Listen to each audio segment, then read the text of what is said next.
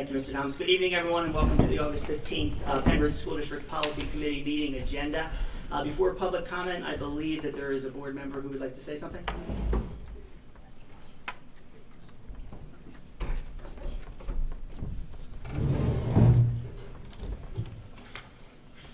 So I wanted to speak to everybody to let everyone know my thoughts on Policy 321, the policy on teachers' advocacy. Although the policy in our agenda tonight is the same as last meeting, we've been working on revising it because of the feedback we received from the public. First, let me share my views on what this policy is not. It is not about restricting any debate over topics at school. We always want to encourage debate in the classroom, so long as the teacher is neutral. It is also not about allowing teachers and counselors to advocate for medical or mental health issues with our students. We will always support that type of advocacy. When I first read the policy, I thought it was important to make sure that our teachers do not share their opinions as facts and on any divisive issue, including politics, religion, gender, abortion, any other thing you can think of. It is important that our teachers focus on providing an excellent education and unbiased opinions to our students. I continue to support that concept. However, when listening to the public and other board members, I became concerned that this policy could have a chilling effect on our school and our students. The way it was written could prevent anything personal being displayed in the classroom, including signs of supports for many areas like mental health, autism, suicide prevention, the environment, gender, and even tasteful and positive shows of support. To me, that is not what the policy should be about. Example of this are signs of supports for the LGBTQ community. Under this policy, it could be a gateway to removing this support. In my heart, that would be an awful outcome. The LGBT community has struggled in most school systems throughout the United States. They have more frequent anxiety and depression issues than the general public. They have a much higher rate of suicide. That is a group that needs our support, and it's something we as a community need to improve. By taking away merely a sign of support and a safe place for these individuals, it could lead to more tragic situations. I could never support anything like that. One of the concerns raised were that some teachers may penalize those students who do not support the teacher's welcoming views. But that is covered, in our school, is covered under professionalism standards against discrimination. So I'd argue that penalizing a student for a non-academic belief would meet the definition of discrimination and would be handled accordingly. Children today are much more progressive than when I went to school, and I'm thankful for that progress. Students I talk to have much more tolerance, compassion, and understanding of the challenges facing other kids, a lot more than older generations. One student I spoke to told me of a welcoming teacher who displayed an LGBTQ symbol, and who told the entire class that at the beginning of the year that every student was welcome in class. The student described the teacher as one of the kindest teachers who tried to make everyone feel welcome and accepted for who they are. These types of support for students could be withdrawn under the original policy. I've seen much more support for those who are struggling, but sadly there are instances of bullying and ridicule that make students miss a lot of school. In addition to COVID restrictions and added social media pressure, we can ill afford to take away symbols that encourage acceptance and tolerance. I believe the new policy submitted will allow our teachers to show support for all the kids, and especially those who need extra help. The new policy will give teachers their desk space as a personal space, which gives them the flexibility to help students but not be as intrusive as we were before. I believe it is a good compromise. So I ask all our board members to support this revised policy that protects us from overreach by our teachers and still supports some of our most vulnerable children. I know that some may disagree with this policy on both sides, but in solving most of the problems, it helps if we do meet in the middle. In the middle, we may not all be happy, but we can put forth a policy that is the best for all of our students. I know that all of us want every child to reach their maximum potential. With this revised policy, we can help do just that. Thank you.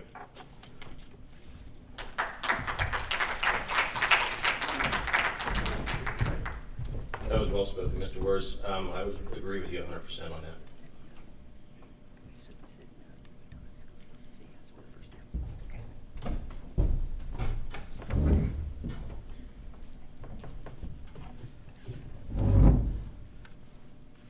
Okay, that brings us to public comment.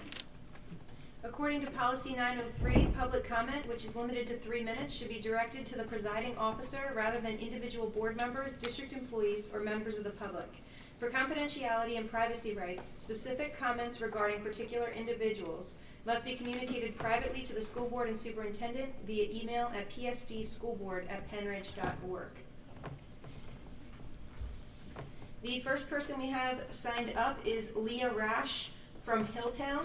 And the second person, what we'll do is have the second person kind of sit in that first row. I'll start calling the next person up to try to be as efficient as possible. The second person is Stephen Rash, Hilltown Township.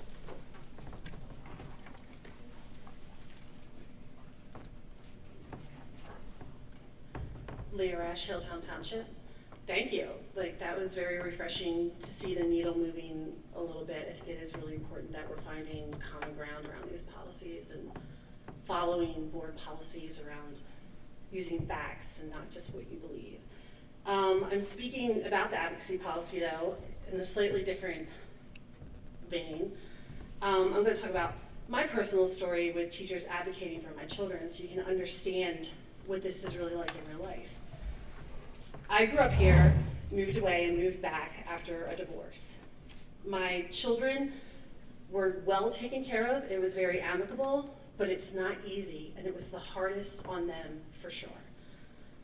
Within the year and a half before moving here, my oldest daughter, who felt it the most because she was the most aware of what was going on and is a very smart and observant little girl at the time, had gone through us divorcing, her dad moving out, so back and forth to the two houses, first grade in a new school, because we just started in public school, meeting the woman who is now her stepmom, who is a wonderful person and loving and supportive.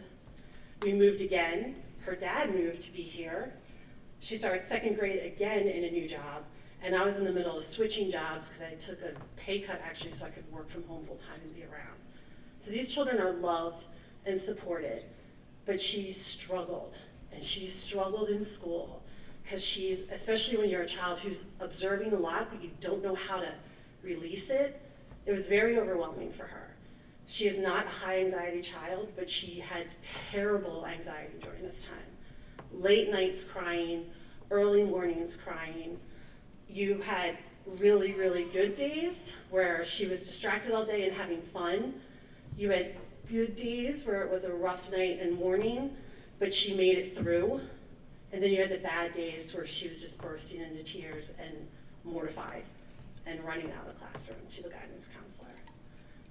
She had good teachers, good friends. There were wonderful parents in the community. She had everything she needed, but still struggled. And like just remember the mornings of just praying for good days. Like, please let today be a good day for her because she needs this. In second grade at Grass, each child picks a book to read in front of the class.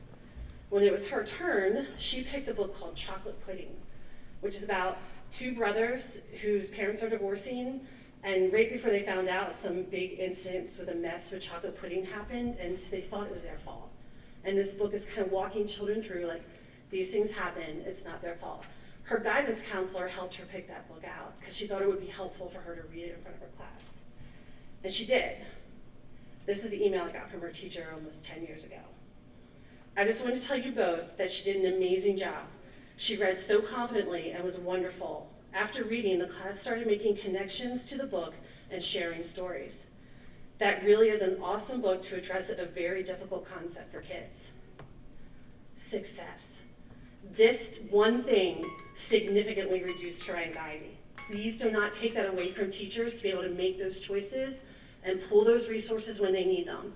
They have the pulse on what's going on in the classroom. Thank you. I'm sorry, Oliver.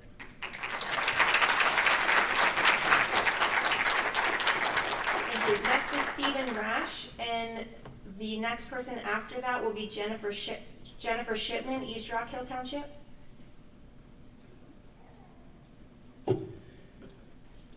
Thank you, Mr. Wertz. I really appreciate that, and I hope all of you board members heard what he had to say. That would be a huge help and a step in the right direction. All of you, please, I hope you heard his words. Board members, first, I have asked for the explanation as to why you felt it necessary to go against a student's constitutional rights and edit policy 220. It's unnecessary, but it's also dangerously vague. I hope your solicitor is ready for a good amount of work. If this gets passed, have you done a cost evaluation on this? I have a feeling a lot of lawsuits might be coming that way. Secondly, let's take a look at one of the symbols that so many of you are so uncomfortable with. I'm not going to include you in that, Mr. Wertz. What does this symbol mean? To those of us that don't take offense to it, the symbol stands for unity or support or inclusion, or feeling safe for a group of children who are easy targets for jokes, public mockery, harassment from adults, and bullying in school. Now, I know that some of you said there's no need for a teacher to advocate and place this symbol in their classroom, that all kids should feel safe in the school, and that classrooms should be neutral. I do not trust the board's interpretation of what is neutral. Some of you have also made disparaging remarks around transgender people on social media and perpetuated completely false narratives from non-research based news articles. You removed teacher training from the gender clinic at CHOP, a world-renowned medical research center on this topic, with data from tens of thousands of participants. The board president has made public statements on behalf of the district and the board with completely false information.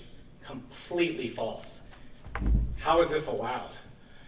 Obviously, all of you feel safe, but you're in the position of power from which you are using to marginalize people.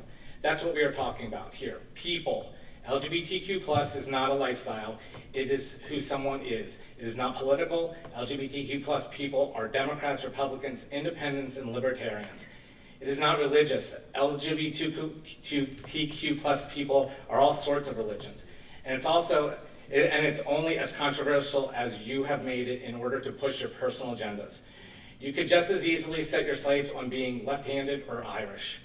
LGBTQ plus people are people in our community. They are our parents in our families. They are teachers in our schools, and they are students at Penn Ridge. You are calling people, their existence, who they are inappropriate. The edits who you have made to Policy 321 are unfounded. You have created both the problem and the unnecessary solution. You haven't consulted with families, students, or experts in these fields. This symbol hurts no one, but helps many.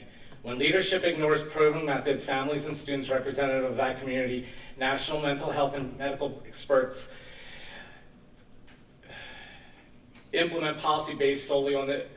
are against implementing policy solely on their personal beliefs, as you have. That is discrimination. Please don't blow this. Please. Thank you.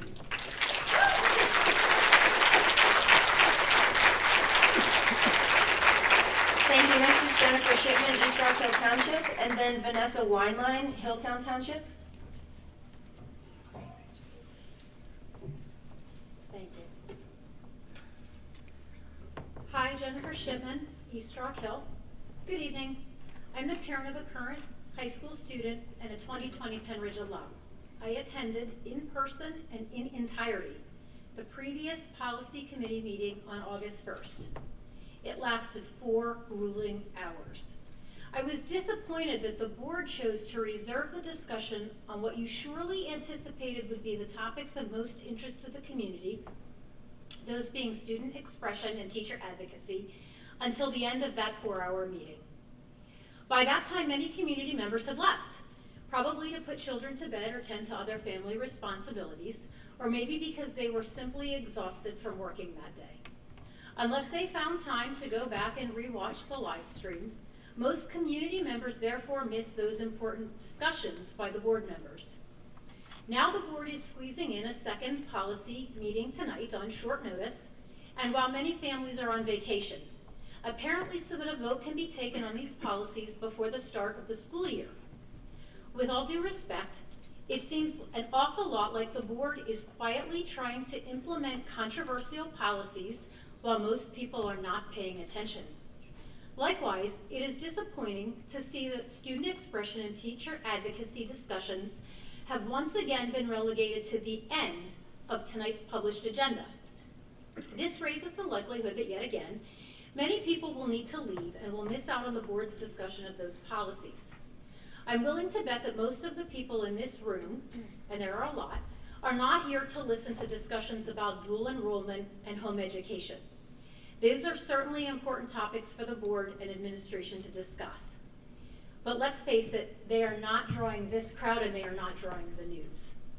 Regardless of whether community members in attendance are in agreement with or opposed to the proposed policies, I think I speak for most of us in this room when I say that nobody wants to stick around again until 10:30 or 11 for what they came here to listen to. And so I make this request, unless of course it is procedurally illegal.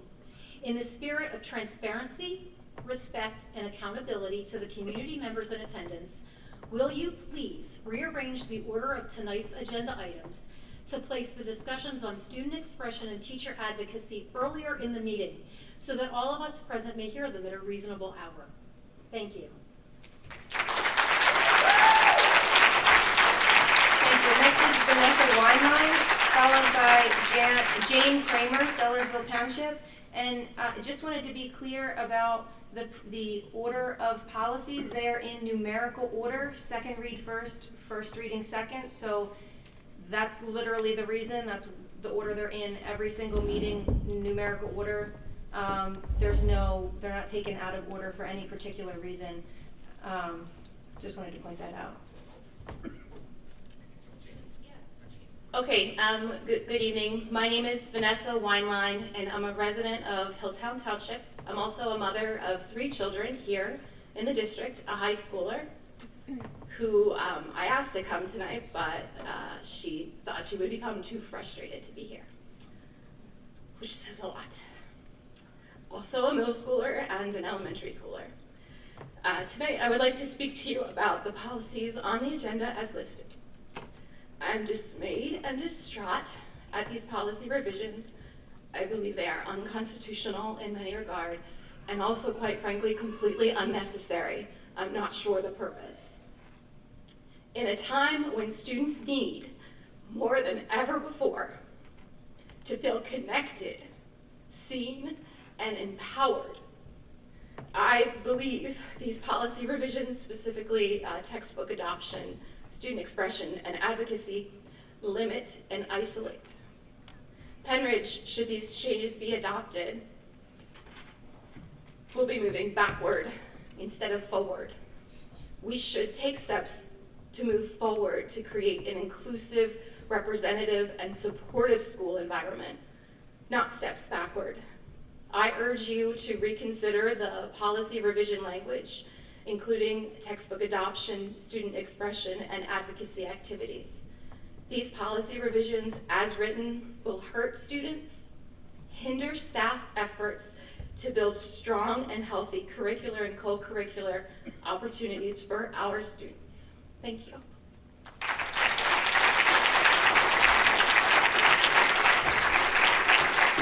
Thank you. Next is Jane Kramer, followed by Heather sorry, I can't read the writing. Karen from Hilltown Township. Hello, Jane Kramer, Sellersville Bureau. Also a mother to a high school student and a member of the LGBTQ community. After the committee meeting on August 1st, I wrote a letter to the board and administration, and I didn't receive a response, so I'm going to read my correspondence into the record. I had some time to reflect from last night's policy committee meeting and have some thoughts I'd like to share with you. I find it interesting that many parents in the community brought forth concerns about the needs of their Black and brown children and offered support to the school district in making the environment better, not just for their children, but for all the children in the district. Those efforts were considered suspect because of national right-wing political trends and started being viewed differently. Eventually, the conclusion seemed to be that data was needed to prove the need for any DEI activities because it made some people uncomfortable. Instead of working through these challenges, the board just shut DEI and the ad hoc committee down. Now this board is changing policies left and right, seemingly in response to parents' concerns, But where's the data? There seems to be an attitude that you ran on a platform and people voted for you, so that is the justification for these changes, but that's not data. Why is it okay for a community member who doesn't have children in the district to raise concerns about books that I would like my child to have access to?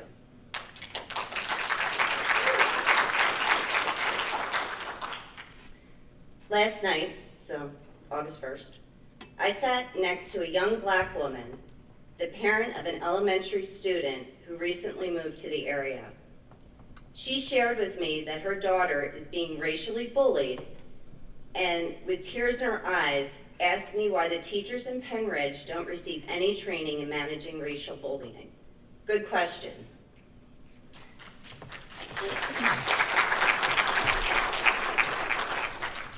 I assume part of your motivation to serve on the board was to make this community better. I suggest you take a step back and really assess the needs of students and parents in this community. Do better. Thank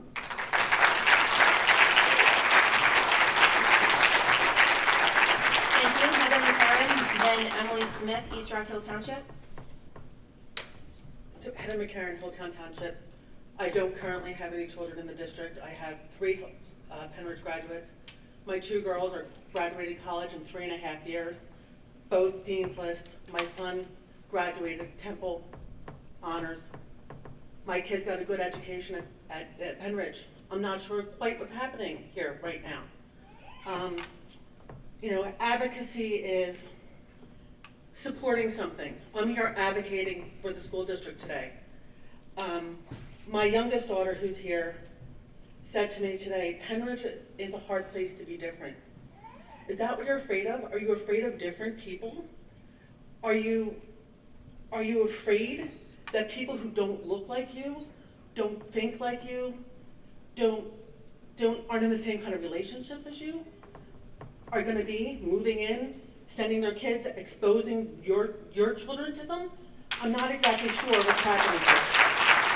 Are you afraid, is this policy being put in place so the trans kid who's beaten up in the bathroom doesn't have somebody to go to?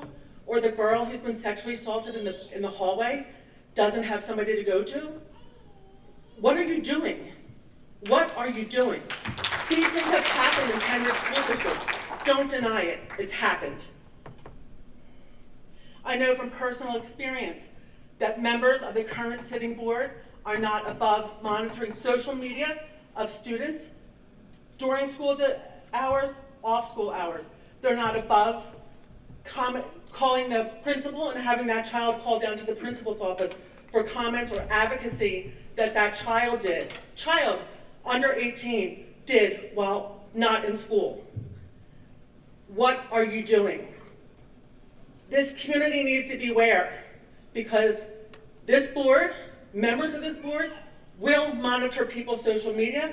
They will call your kids down to the principal, and they will single out your child. Thank you. Emily Smith, followed by Robin Reed, Percy Township, or Percy Borough. Hello, I think this is still on. Emily Smith, East Rock Hill. I'd like to make the community and the board aware of some distressing data from Penridge that shows a very sharp increase in LGBTQ bullying in the last few years. Per the PAYS survey, from 2017 to 2021, bullying based on sexual orientation has increased from 6% to 15.7%. That equates to a 162% increase in the last 4 years. Since the LGBTQ population is currently hovering around 20% for Gen Z, this shows a huge disproportionate number of students, in fact most of them, are experiencing some sort of bullying. As you should know, LGBTQ youth are an at-risk group, which means they are a higher risk for depression, suicide, drug use, self-harm, and other issues that can lead to poor academic performance. I can only assume that the administration and the board would like our children to have a positive and healthy experience while they are at Penn Ridge. I think that we can work together to accomplish that goal, but it needs to be, parents in our community need to be heard, and I don't believe they are. Our children are hurting, and this board is causing that.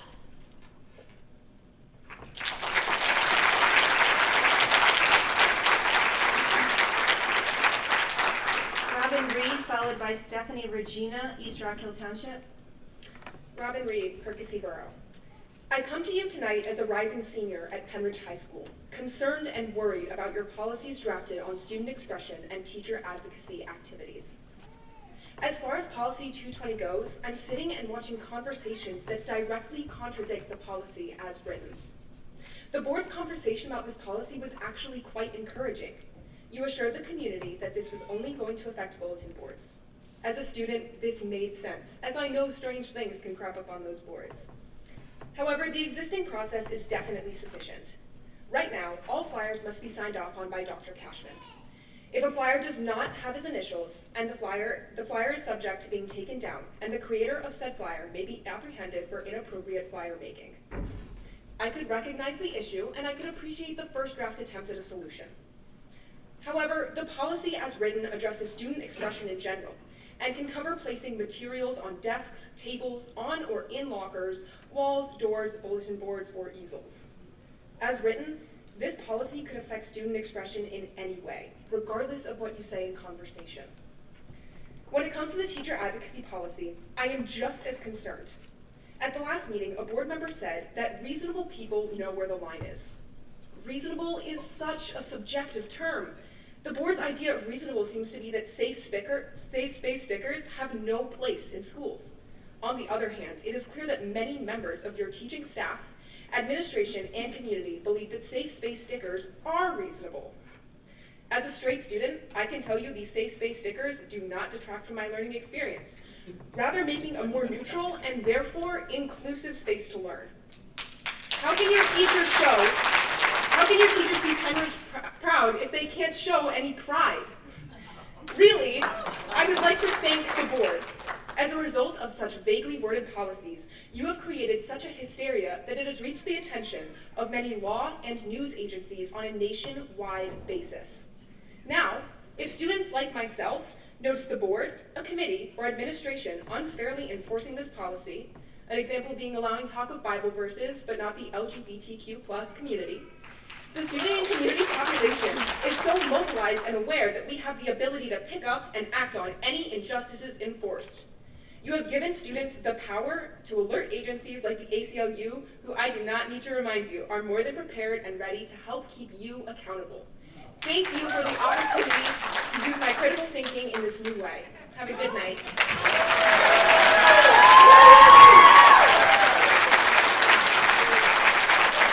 Stephanie Regina, followed by Dawn Curry, Bedminster Township. All right, Stephanie Regina, East Rock Hill Township. I have a thing prepared, thinking about changing what I was going to say a little based on what Mr. Wurz said, but not really because I feel better. I feel like it's becoming now like a good faith issue. Like a lot of what was said sounded like, okay, great, spirit of compromise. But like some people have said, there's been a big hullabaloo about this, and the track record at Penridge in terms of responding to people who express that they struggle with the way they are treated and the environment that we have in our schools, it tends to not only go, I don't even want to say ignored, it's not ignored, there's pushback. And then, so you've got people coming up here, black families, brown families, LGBTQ families, saying, we're having these experiences and it's hurting us and it's a problem. And instead of addressing it and moving forward, somehow we end up with pushback that brings us backwards, and then the compromise somehow puts us in the middle of that, and it's still backwards. And that's supposed to be some kind of like concession that's supposed to make the people who came and said that they're suffering, that's supposed to make it better. Also, given his words, that contrasts pretty significantly when we have members of the board saying that, or assuming that a teacher with a an LGBTQ sticker in their window is likely to be anti-Christian and treat Christian students more harshly, that's exactly the kind of assumption that we need DEI for. DEI is meant to help us understand, not to make those kinds of assumptions. And you know, we've had another board member say that she thinks it's insulting to have to, virtue signal by having a sticker in a window, that a teacher should be a safe person to talk to without having that in your classroom. I completely agree. Every teacher should be a safe person to talk to, but we have learned that that's not always the case. Some of our board members aren't safe people to talk to.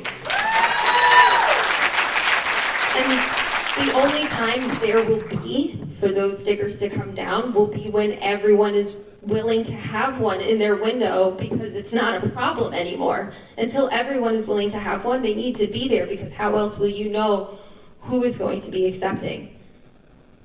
Like I said, I had my prepared thing, and I'm hoping I didn't miss my other points, but basically, it just feels that whenever people have come with their concerns and their struggles, the answer has been rise above those struggles. If you're too lazy to rise above those struggles, then that's your problem. Go sit down.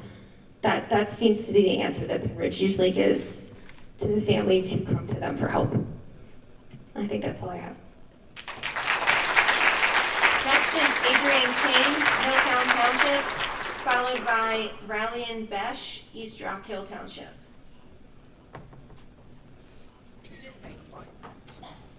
I'm sorry? Did you call? Yes, sorry, the person before you passed, Mrs. Curran, yeah.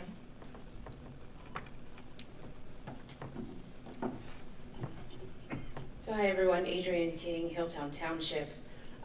Again, Mr. Worse, I thank you for your words. I think I'm going to channel a little bit of my husband's words from the last meeting. It's almost too little too late a little bit, because I feel like we put out a draft of this policy that was still the same one that we saw on August 1st and created all of this, right? I don't know why we're here tonight, really, because as already said, the reason everyone's here is because of that policy and the student expression one. If we would have known, and maybe it's not agreed by all board members, that there is another revision in the works, it may have simmered some of this down. So I'm just gonna continue to ask, as I've always asked, please do better. So we are all looking for access to great teaching, fair discipline, equitable resources, and challenging curriculum in a safe environment. And so what is being talked about or what isn't in the advocacy policy concerns me, because you keep using the word, and I'm using it generally, about political. Over the last 2 years, I've heard this board and members of this board refer to things, people that look like me, and issues that address my family as political. So now this further concerns me of whether or not this school district and this board has the best interest in mind for Black and brown students. I have in my hand right here letters from 10 Black families in this school district that from 2019 to current date has sent emails about issues that their children have had. Some of these words may sound harsh, but I'm going to say them because we're all adults in this room. We're all older than maybe the second or third grader who had to hear these words. Nigger, black nigger, also bitch, black nigger. Second grader had that said to her. Parents emailed, nothing was done. Okay? Then we have another child who their hair was continually touched and pulled because it was different than their classmates' hair. Parents emailed, nothing was done. And to the question, and I could continue to read, I have a bunch, but I won't. The question that Jane asked, one parent who was here last meeting, with the question of, is racial training done for teachers? I can tell you the answer that parent got because her email's here too. No, we don't have the training to handle this because the initiatives were stopped. So that further concerns me with the lack of detail and clarity in your advocacy policy. Please do better. Our students deserve better, these families deserve better, our taxpayers deserve better. We deserve better.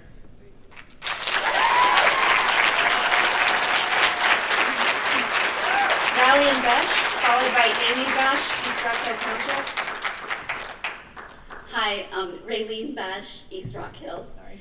And I think that maybe my wife Amy and I can offer just a little different perspective. I first of all thank all of you for being here today. It's meaningful to me to see this many people who frankly care about this subject. Amy and I live in this community, and I can tell you that most of the places we go, we feel very accepted. I can tell you that even though we are in our 50s, we still look for the sticker to see if we're going to be welcome when we go places. I can tell you that I have been in businesses in this community where I have been asked not to come back if I'm going to act like she is my wife in that place. So there are places right here in our own community that don't accept people who are of the LGBT community. So our students know that. My kids who grew up in Penridge and who, like the other woman said, got a very good education here. And I'm not going to steal my son's thunder because he's going to speak too, but my daughter is a nurse. She got a great education here. And she was also part of some of the actives, the groups that were here. But it is hard to be different at Penridge. And it is hard to be LGBTQ+ in this neighborhood. And a sticker does make a difference. It helps you know that those people aren't going to ask you not to act like who you are. And just one other side note, as a proud gay woman with a very rainbow family, I'm also a proud Christian. I love Jesus Christ with my whole heart and soul. And I'm an active worship leader at my church, and my wife is also active there. And I am always open to anyone who struggles with the LGBTQ issues in the Bible. And if you struggle with how we see ourselves as completely accepted by God and how we're able to freely love Jesus, we are open to anyone who would struggle with those issues and might want to come and have a chat with us. So I just like to put that out there. Thank you. Amy Besh, followed by Payson Besh, East Rock Hill Township. Amy Besh from East Rock Hill.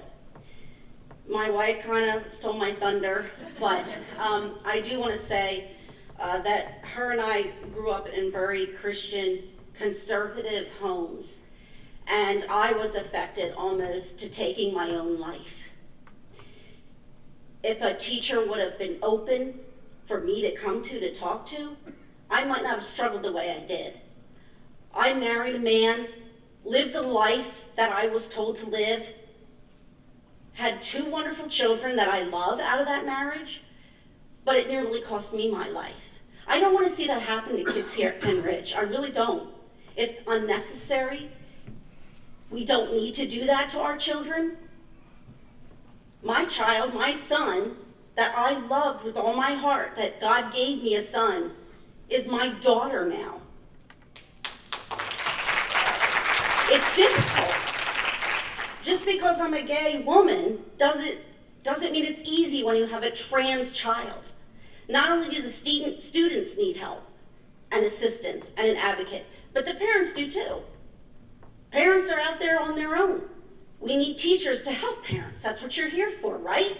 You're here to help us. You're here to help our children. Please help our children. They're our future. Thank you.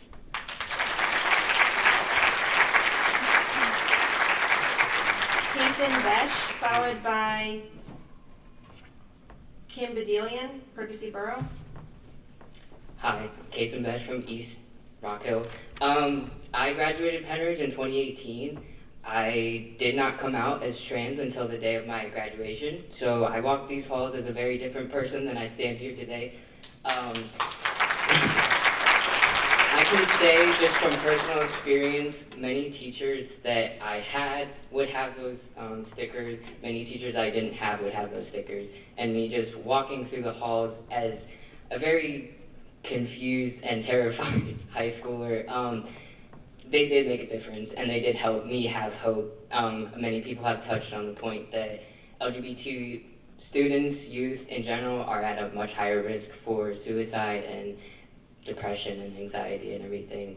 And to people that don't experience that, a sticker or representation doesn't really matter to them, as somebody said, but to people that it does affect, it does make a difference and it does help. And trying to make that go away is more harmful than anything. And another point I would like to say is, it seems as though certain people on the school board feel like LGBT is this daunting like force of just like evil, and it's not. We're people, and we're people that live in the community, we're people that work in the community, we're people that pay taxes, we're people that go to Penridge, and yeah, that's that. Thanks. Kim Bedillion, followed by Jim York, East Rock Hill Township. Kim Bedillion, Percy Borough. Thank you all for being here tonight. I appreciate you taking time away from your families like everyone else here and volunteering your time to make our school district great.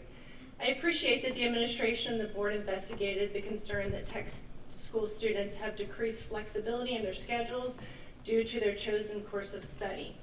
However, I believe that the proposal to reduce the social studies graduation requirement from 4 credits down to 3 credits is potentially problematic. It is my understanding that the reduced requirement would apply to the entire student body, not just the tech students. For students choosing to go on to college, this could have a negative impact on their attractiveness to colleges and universities. The admission advisors may view the course loads of these students as less rigorous when compared to students from other school districts. The reduction in core credit requirements may also lower our school district's ranking, which impacts home values. The small increase in flexibility gained by a small percentage of students does not seem to justify a heavy-handed and unnecessary reduction in core course credits that affects the entire student body.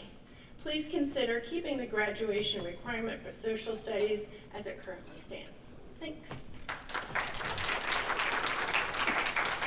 Jim York, followed by Bill Brocious, Telford Borough.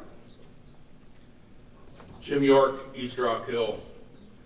I had a statement prepared for tonight, but given some of the subject matter, I think I'll change it up a little bit. The topic of advocacy, I think we can all say we believe that children should have advocates. The question is, who are those advocates? As a one-time victim of indoctrination and grooming, I know that at a young age, there are certain materials that are inappropriate for kids. And I'm a single father, and I know my kids have been exposed to that here in this school, and that's not okay. That's my job as a father to advocate for my child for what they should be exposed to. So I applaud the board for what they're trying to do with this advocacy program, because for every person who wants to come up here tonight and have a success story, how these things help them, there are other people out there where inappropriate introduction to the wrong subject matter that they weren't ready for or wasn't guided by their parents or their family has done damage in their lives. And I stand here tonight as one of those people. And I don't think that anybody would disagree that children need advocates. The question is, who are those advocates? Are they the teachers? Not for my kids. Teachers should teach, and parents should parent. Thank you. Okay, last we have Bill Brocious. My name is Bill Brocious. I was a Penridge teacher for 34 years. Just a few general comments. I would like to remind the board members that they serve on the board of a public school. not a private school, not a Christian school, not a charter school, and a public school board members, it seems to me, are not free to impose their own cultural values on the students in the school. They are educating, you are educating students of various ethnic backgrounds, cultural backgrounds, racial backgrounds, backgrounds in orientation, and you need to be advocates for all those students, all of them. Public education in this country goes back 250 years to the foundation of the country. And if we are to continue that process of public education, we need to support it and not to undermine it. Thank you.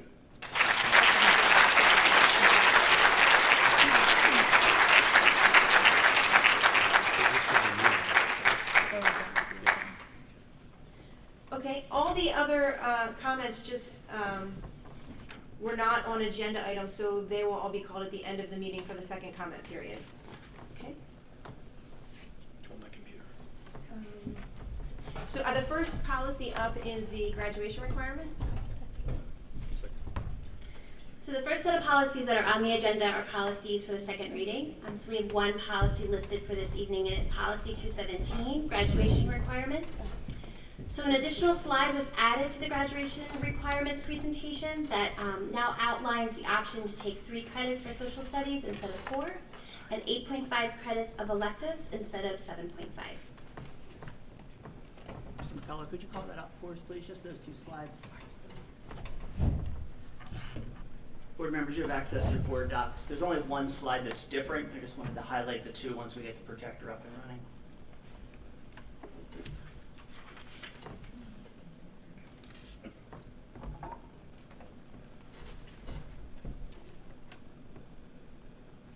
So this is the slide that was the same for the last couple months that showed the 24 credits. It shows the change in the STEAM from 3 in math, 3 in science to 7 in STEAM. Provides students a little extra flexibility about where that 7th credit comes from. This shows 4 social studies credits as required, which is currently our language in that students are required to take 3, but they're required to take it every year. And so they are required to take 4 social studies. 1 each year, and you can see that the elective credits then are 7.5 for the total of 24. If you go to the next slide, please, Mr. Pell. This was one of the conversations at the last board meeting where it would show social studies down to 3 required credits.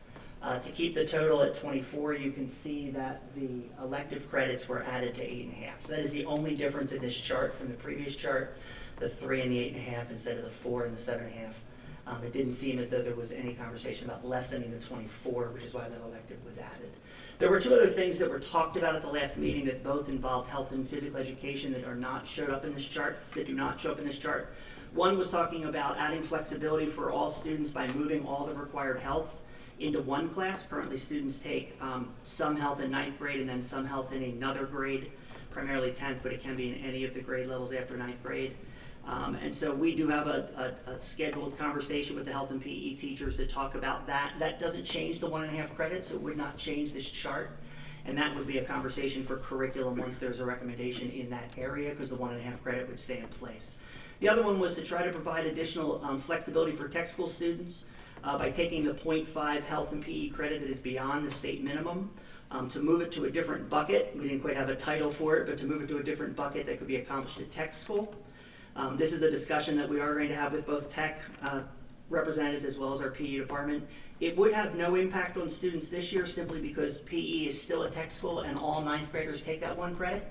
So our 9th graders, which this chart applies to if approved, are taking the 1 credit at tech school this year. It would be the following year's 9th graders that it could possibly impact, which means we do have some time and could bring that back to both policy or curriculum because it could impact both of those depending on the decision made. The administration recommendation is still for the initial chart, which would show 4 social studies credits and 7.5 elective credits.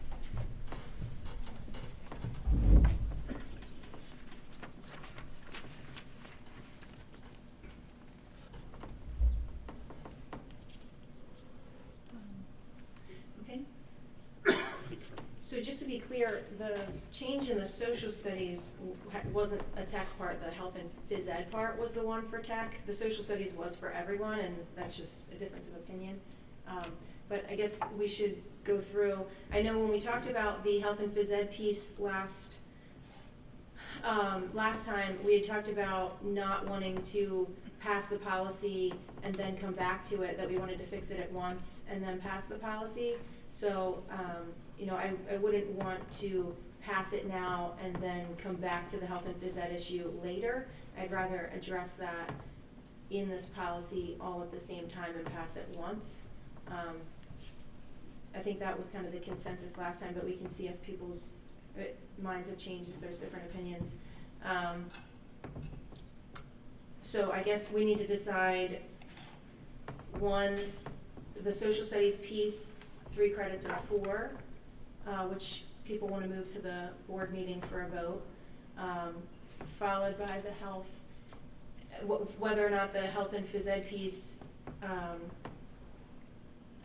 if people, you know, what the solution is for that. I guess I would be concerned about sending it to a completely different committee that doesn't have the same board members, and then, you know, we don't get to be part of that discussion. I feel like the social studies thing, we're doing the credits and then sending it to curriculum to do the curriculum piece. So I feel like we should be doing the same thing in the same order with health and phys ed, but that's my perspective. I had a question on the current credit requirements. Why did we move from 3 to the proposed 4? What was the thinking on that in social studies? The semantics had to do with how it's worded. If you look at our current, if you go back 2 slides, Mr. McCullough, to what's called current credit requirements. Yes, that's it. If you see under social studies, it says 3 credits, but then it says students must be enrolled in all 4 years, and that the 4th credit runs to elective, which means all of our students are required to take social studies all 4 years. Now, technically, you could not pass one and still graduate. That happens to very, very few students. Our students who take courses pass them. And so in all actuality, our students are required to get 4 social studies credits, which we were honoring in the new piece. This wouldn't be a change for our students. They still would take it every year. The only difference would be if a student failed it, they'd have to accommodate something through summer school or in another way.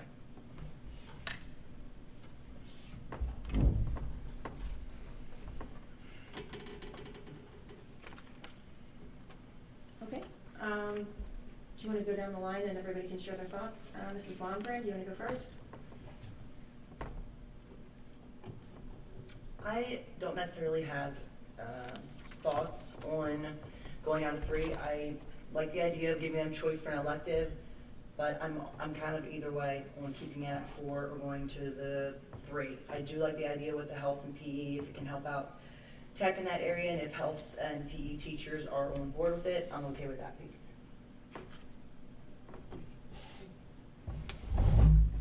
As far as passing the policy and then waiting on the health and phys ed piece, would you prefer to do that, or would you prefer to wait to just do the policy at once? You mean until after it's discussed that curriculum? What would be the disadvantage of waiting, Dr. Bowen, if we would wait till then? The 2 pieces, well, one's not a disadvantage, one's just a factual statement in terms of who's impacted. The 1 piece would be the current 9th graders would then not have credit requirements. If we don't move forward with something because this only impacts our incoming class. So those 9th grade students, if we pass nothing, their rules would stay the same, which means their rules would stay under the current guidelines that are there for all students, right? Which is for social studies anyway, you know, I mean, it's 3 + 1, that piece. And so the thought process, the reason we started this back in January was to get this up and running so that the students would know coming in what their requirements are. So it would be our preference for the start of school to be able to say, hey, 9th graders, here are your rules. The health and PE piece isn't a disadvantage, but it doesn't impact anyone. And so our thought process is it doesn't need to be curriculum conversation, it doesn't need to be tech conversation, it needs to be health and PE conversation. Let's have the time to do those conversations. All of our incoming 9th grade tech school students, so let's say there's 100 of them, so that's the only number of students we're talking about, and it doesn't impact them because their health and PE at the tech school is unchanged from what it's normally been. So even if we were to change the health and PE for next school year, it wouldn't impact our 9th graders. It will impact future 9th grade tech school students, potentially, and so we would need something in place for the next class of 9th graders, but not this one. Okay, then I would be fine with moving, putting it, not waiting, if it's not going to impact the ninth graders this year for health and PE. I would be fine to not wait. Couldn't we have the health and phys ed teachers come to the next policy committee meeting instead of going to curriculum, since that's where we're having this discussion about the change for policy? We certainly could. We also would need to think about the tech school piece, and we need to make sure that we're ready for September. But yes, we obviously could, and we could have the conversation with them publicly, certainly. Can I ask a question? So we were trying to get all these graduation requirements done, right? And we have one big one with the tech, which is part of it. There's a lot of other things we put in here to get this done, right? And we're not thinking about changing them. But so my opinion is, let's get it done. If we have to go back and change one little thing, don't hold up the whole thing for everybody else. And because we want to implement the personal finance, there's a whole bunch of things we wanted to do. We're just gonna, aren't we kind of holding those up if we don't pass it? Does that make sense?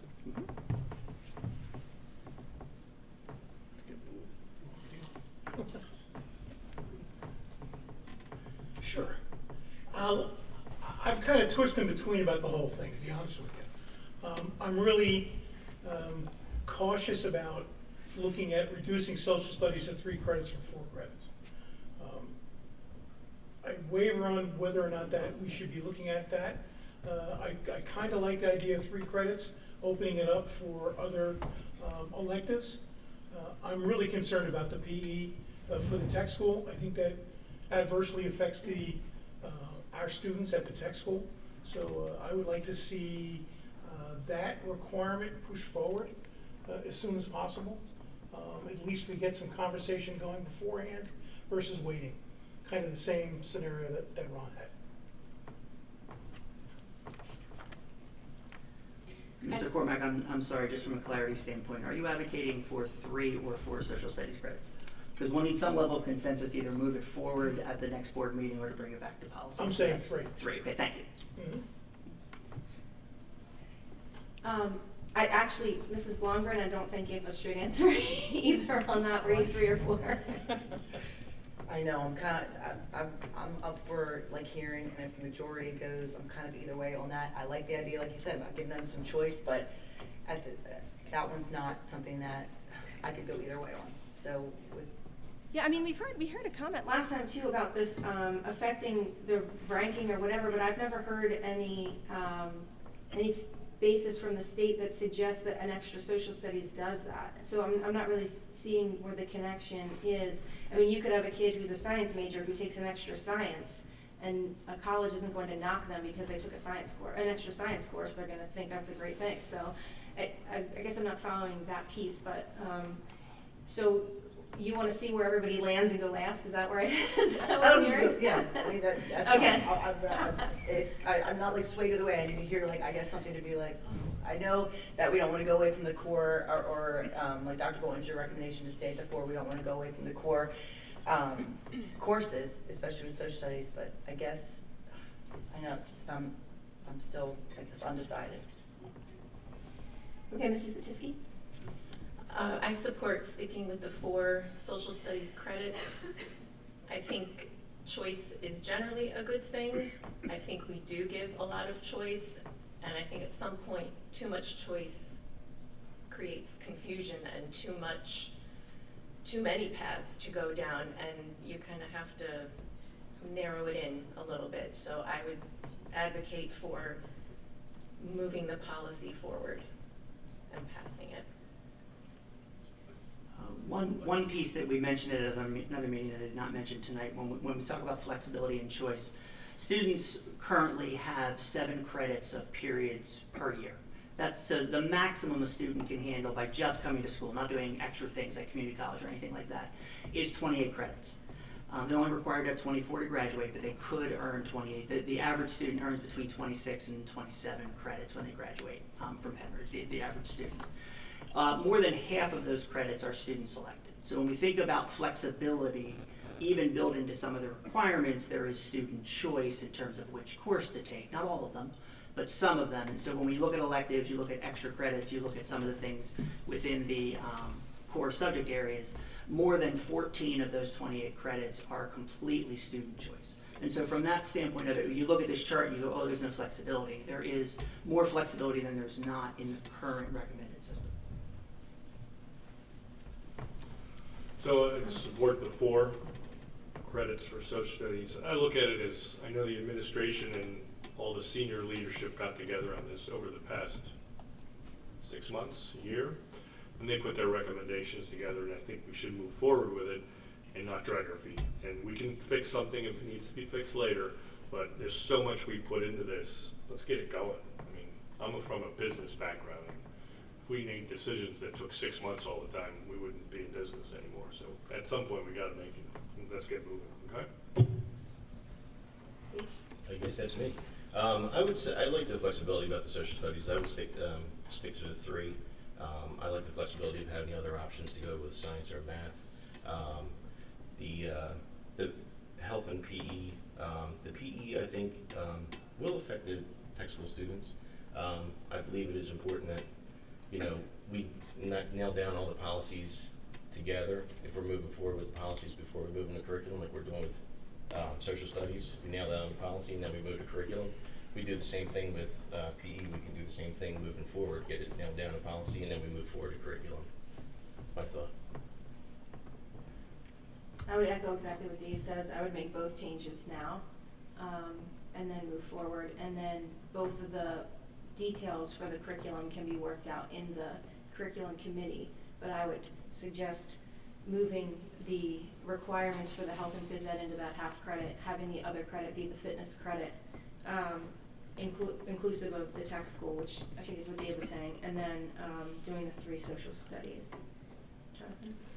Yeah, I would be in favor of moving the 4 credit forward, the original proposal of the administration. Again, I think I don't see a huge difference between option 1 and option 2, and I would give deference to the administration on this one. They're on the grounds, they're making the decisions concerning staffing, and I would defer to them. I am a proponent still of as much choice as possible with gym and social studies. However, to Ron's point, I'm willing to lose that vote if that's how it ends. I think we probably at some point have to, I feel like we've gone in circles a lot about it. I'm fine moving it to curriculum if we think we can accomplish that in like, you know, 1 more session, but at some point I think we have to move on. If we're voting now, I am a fan of the as much choice as possible, but we'll just. So you would prefer the 3 social studies and building the flexibility into health phys ed? Correct, Is that yeah. correct? Okay. Yep. So, Jordan, that makes you tiebreaker. I knew it.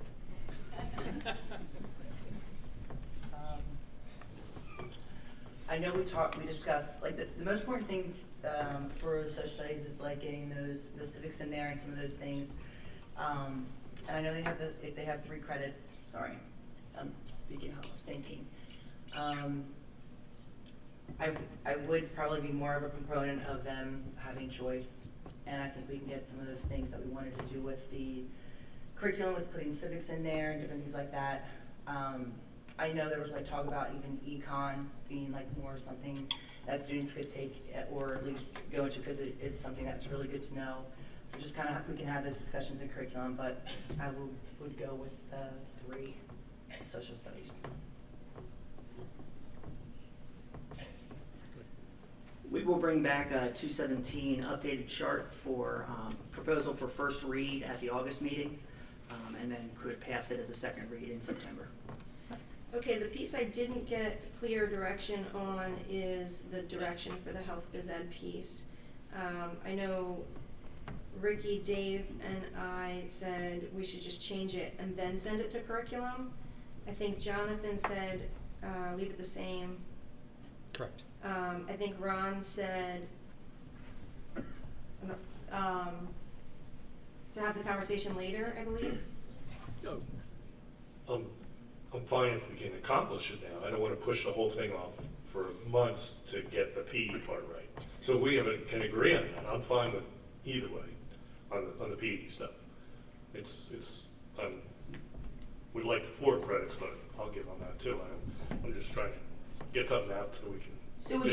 So would you be in favor of doing the half putting all of the standards into that half credit and then having the fitness credit to help that you can use tech credit for, or no? I am, but Okay. if the timing works for the Yeah, then they administration, would figure that, we would make the policy decision now. And then they can do it and for then next they year. can do the curricular side of that in Exactly. curriculum. Okay. And then Christine, I think, said just move forward without it, correct? And then Jordan and Bob, I just need your thoughts on that. Do you want to make the change now and then send it to curriculum for that? I think Bob already said that he wanted to do that, right, Bob? I want additional study on that, Megan. Oh, you do, okay. Okay, I don't think we should just rush into it right away. The last time we met, I want to hear conversation with the phys ed teachers.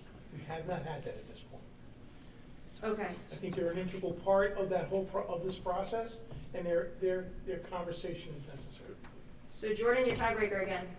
So, again, if I'm hearing right what Dr. Bolton said, if it's not impacting the freshmen this year, I'm fine to go ahead, because then we can have that discussion later, and it'll be in place for the incoming freshmen.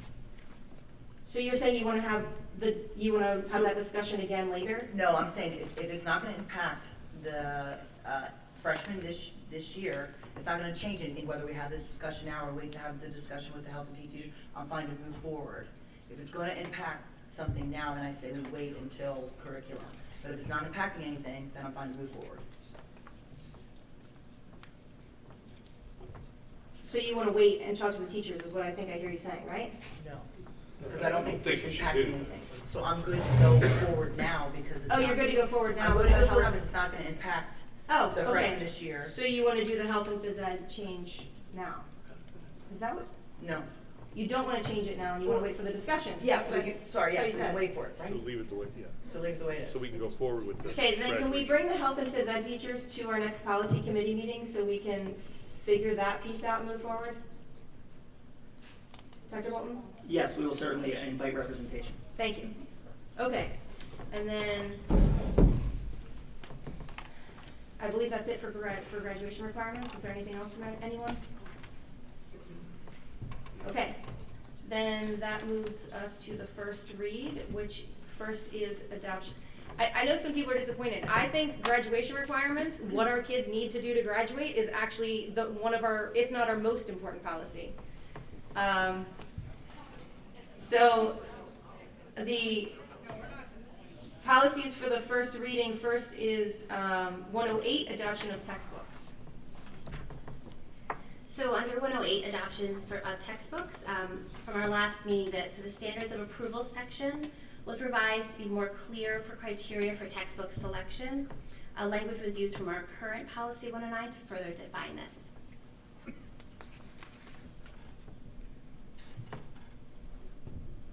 Questions or concerns from any board members on this policy? No, Joe, I think it was great, the part about including like if links, if you're gonna show a YouTube video or, have a PDF, just having that accessible, for teachers to have that accessible if parents wanna check those things out, those kind of things. Cause I know we're in like a tech world, so we don't always see papers and stuff coming home. Is everyone okay with moving that forward then? Yes. Mr. Orr, sorry. Yeah, I just had a question, actually, for Dr. Bolton. So I heard some complaints from the audience about textbook selection in this particular part, but I didn't quite understand the objection. Could someone summarize? I know we had a lot of different people speak, but what's the caution here? That I don't see it, but I certainly am not knowledgeable on it. Do you know what I'm talking about? Concern. Are you asking the public? No, I'm asking Concerns Dr. about Baldwin. comments we've heard in textbook selection and things like that? But I don't think this addresses anything about how it's selected or who selects it, right? That's still going through the same process as before, isn't it? I mean, what are we changing here? Yeah, That's this so policy is unchanged except for updated PSBA language. And then there was a conversation around the criteria, making sure that there was clarity with the criteria.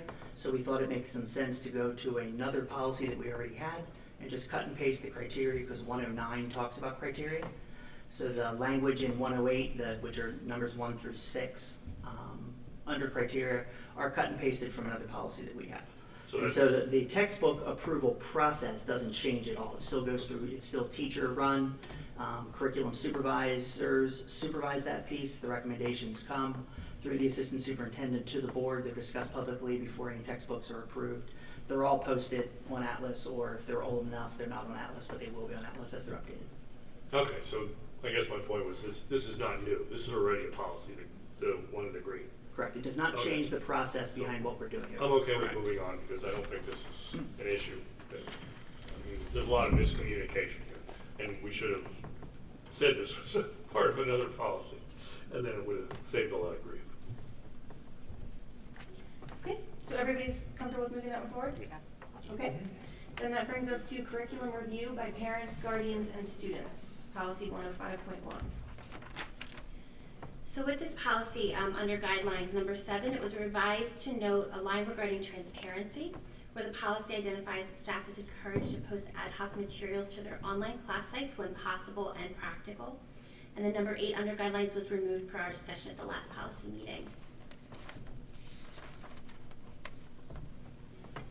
Questions or concerns about this policy? I think it's not overburdening the teachers. We got that out of there, right?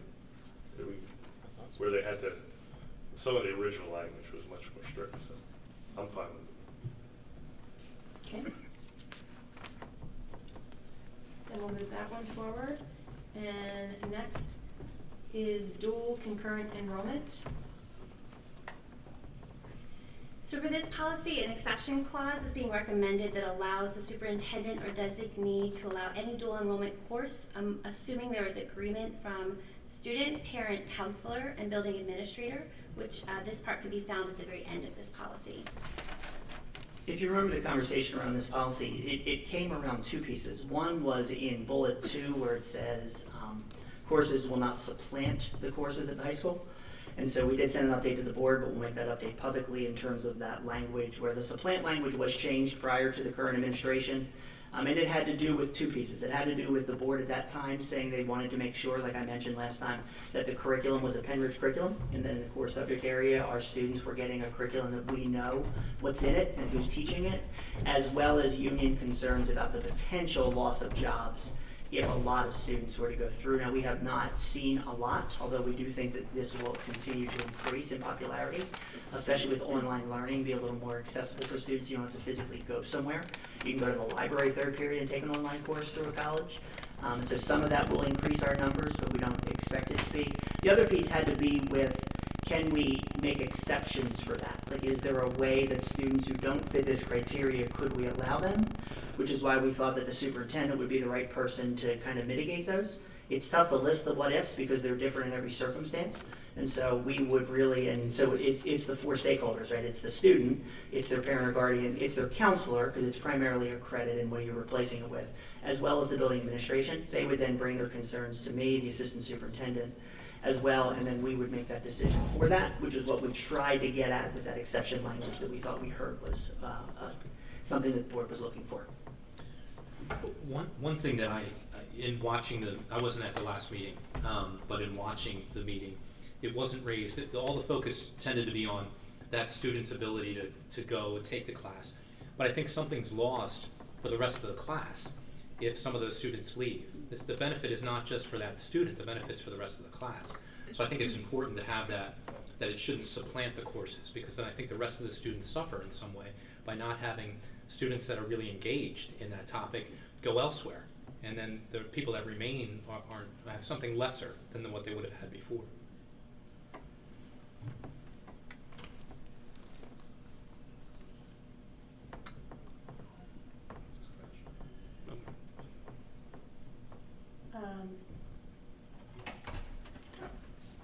I don't know that I understand what you're saying. So you're saying think about it. if a student leaves to better their education, they should have to stay I'm saying because if it's weakening other people's education? well, if we're offering a course and it's a required course, so some of the students that are in that course, you benefit from the discussion, the conversation that you have with other students. So I think there's a benefit that the school gets from that. So I understand that thinking. that it should not supplant a course that's here. And I think the focus of the discussion in the last meeting was all on that particular student, trying to allow that individual student to achieve. But I think there's a collective experience that is gained by the classroom that's lost if everybody that just wants to take a required course goes elsewhere to take it for the rest of the students that remain. I mean, they can take any class they want relative to electives and non-required classes, and that's fine. But I think there's something that's missing for the rest of the class if all the, say, the top students go elsewhere. How many kids are involved in this program? Just, I don't know who knows that answer about how many. It has grown over the last 3 years. We're currently, I think it was either 56 or 58 this school year. Our goal is in the next 2 years for it to be about 100 as we're bringing in the new colleges, and there are more online options, but as of right now, we're about 60. So there's another question. Can this save money for the person going to college by doing these courses earlier, or is it? I would assume there would be, right? So that's another reason to expand it. One of the reasons the counselor's involved is you need to make sure that if that's your goal, if your goal, one of your goals is to save money in terms of a college, you need to make sure that the types of colleges you're looking for will accept that experience. And so the counselor needs to make sure, because not every college is going to say, sure, whatever course you want to take, we're going to accept. But as long as that's part of the conversation, yes, that is obviously one of the reasons to do this type of thing if you're looking for your child to get kind of a head start, both financially and academically on college. Well, then I think we should expand it. I agree. I would agree too. I just actually had a conversation in the last 2 days with somebody who's going to be an incoming dual enrollment student. We're up to 59. Just to be clear, when you guys say expand it, do you mean with the language that's in here for the superintendent to make a decision on whether or not to expand it for each student? Is that what you mean by that? I'm okay with that. I mean, if it becomes an issue where we're not approving a bunch, then I would revisit it. But I think it's a reasonable expectation. And I don't really want to create a whole policy to try to change all the different things. I'd rather have an exception policy at this point. If it becomes an issue, then we should discuss it. So Dr. Bolton, can you help me understand what you mean by them coming to you for that? You know, like is this one of those, I'll make a rare exception in certain circumstances? Is it, I'm going to be pretty forthcoming with those exceptions as long as you're not, you know, truant or missing a lot of days, or we think you're not capable of handling the class, you know, those kinds of things. I'm trying to understand what you, because it's not clear, I just want to get your intention. First of all, I want to be very clear that most times it wouldn't get to me because the answer is yes. Right? Most students who want to do this are already doing this because there are lots of options for students to take dual enrollment courses. This would refer to, if you think about a couple of things, it would limit them a student who is struggling academically. It talks about a GPA 2.3. So if you have a student who is struggling academically, we have very few students who have a GPA below 2.3. That would be a conversation I'd want to have with the student, with the parent, with the counselor in terms of why is this going to be more successful than other things you've had. The other piece would be around supplant, right? We have to have that conversation about why that social studies and not ours, why that English and not ours. What is it about that? Is it a niche social studies that, you know, sort of touches upon ours but would lead you into something you want to do next? It's really hard to do anything other than tell you it would be based off of those conversations, and we're going to do what's best for the student. We just need to make sure that everybody who is in play agrees with that is, and we've had some honest conversation around who struggles and who doesn't if you go to college, right? And all around those issues, and if we're going to make exceptions, to make sure we know why. I expect there to be very few decisions that are made, so I don't think we'll find that there's a lot of yeses or a lot of nos, because I don't think there will be a lot of emails to the superintendent. I want it also to be very clear that I'm not your first stop shopping. Right? Sometimes when people say this and they go, okay, well, let me just email the superintendent and say my child wants to do whatever. I want to make it very clear that you need to talk to your parent first. You need to talk to your counselor next. You need to talk to your building administrator next. This is not something where, well, he gets to decide, so I'm just going to email him and go from there. I just want to make sure that everybody understands who's going to be at the table, and I'm making the decision with the team. I'm not making the decision for the team. Dr. Bolton, do you know, maybe you emailed it and I missed it. Last time we talked about this, the question came up of why we ever changed it back. Do we know why? So the concept of supplant came around for two reasons. One, primarily the the school board wanted to make sure that students were having curriculum that was approved, that it was our curriculum taught by our teachers, kind of one of the things we talked about why I believe it should be there. And the other one were union concerns around the potential loss of jobs. Although once this was new, nobody really knew, right? How many would this be? Would this be 400 kids and all of a sudden we are cutting some sections? That has not been the case. We have not had to cut any sections because of dual enrollment. Even if we got to 100 students, I would find that hard to believe that it would impact one section, that they'd all be taking the same thing. But they were the two concerns initially that had it come back, and that was prior to me as superintendent. Thank you. Mm-hmm. So could the answer be as simple as, I don't want to take an AP chemistry class because I'm not a good test taker, so I'd rather take a college chemistry class so that I can get the college credit, because that is something, I'm more self-driven to be able to do the work, but not as good of a test taker. Would that be a good enough reason for a supplant? I'd be very glad to talk to that student, their parent, their counselor, and their building administration around that student's Well, I guess individual needs. That's kind of my concern about this, right, is I just want to make sure that, you know, in those situations, we give those kids those opportunities. That's, I guess, why the leaving it open-ended. I also think it creates more work for you, as opposed to having the policy specifically say what's going to happen. I guess, for me, I feel like things were working well and there were no issues before those two different pieces were added in here about, you know, duplicating and supplanting. And so I think all of the fear around the what ifs never actually happened, so I don't see why we couldn't just go back to that original model. That's where I'm at, but I do appreciate adding this language in there. I just think it makes it a little more complicated. I don't know if anyone wants to share either where they are or they want to move forward with the policy as is. Where's everybody? Yeah, I'm good with the language as it is, because the policy is still in place, but there's room for an exception, so I'm okay with that. So everybody, Sorry, Dr. I'm Gold, good with it. one other question. Oh, go ahead. Whoever has the microphone, who's that wrong? No. If we go with this, the way it's written, I assume, will the district be tracking how many kids maybe want the exception and get it versus don't get it, and the reasons why, so we can reevaluate at some point if we need to?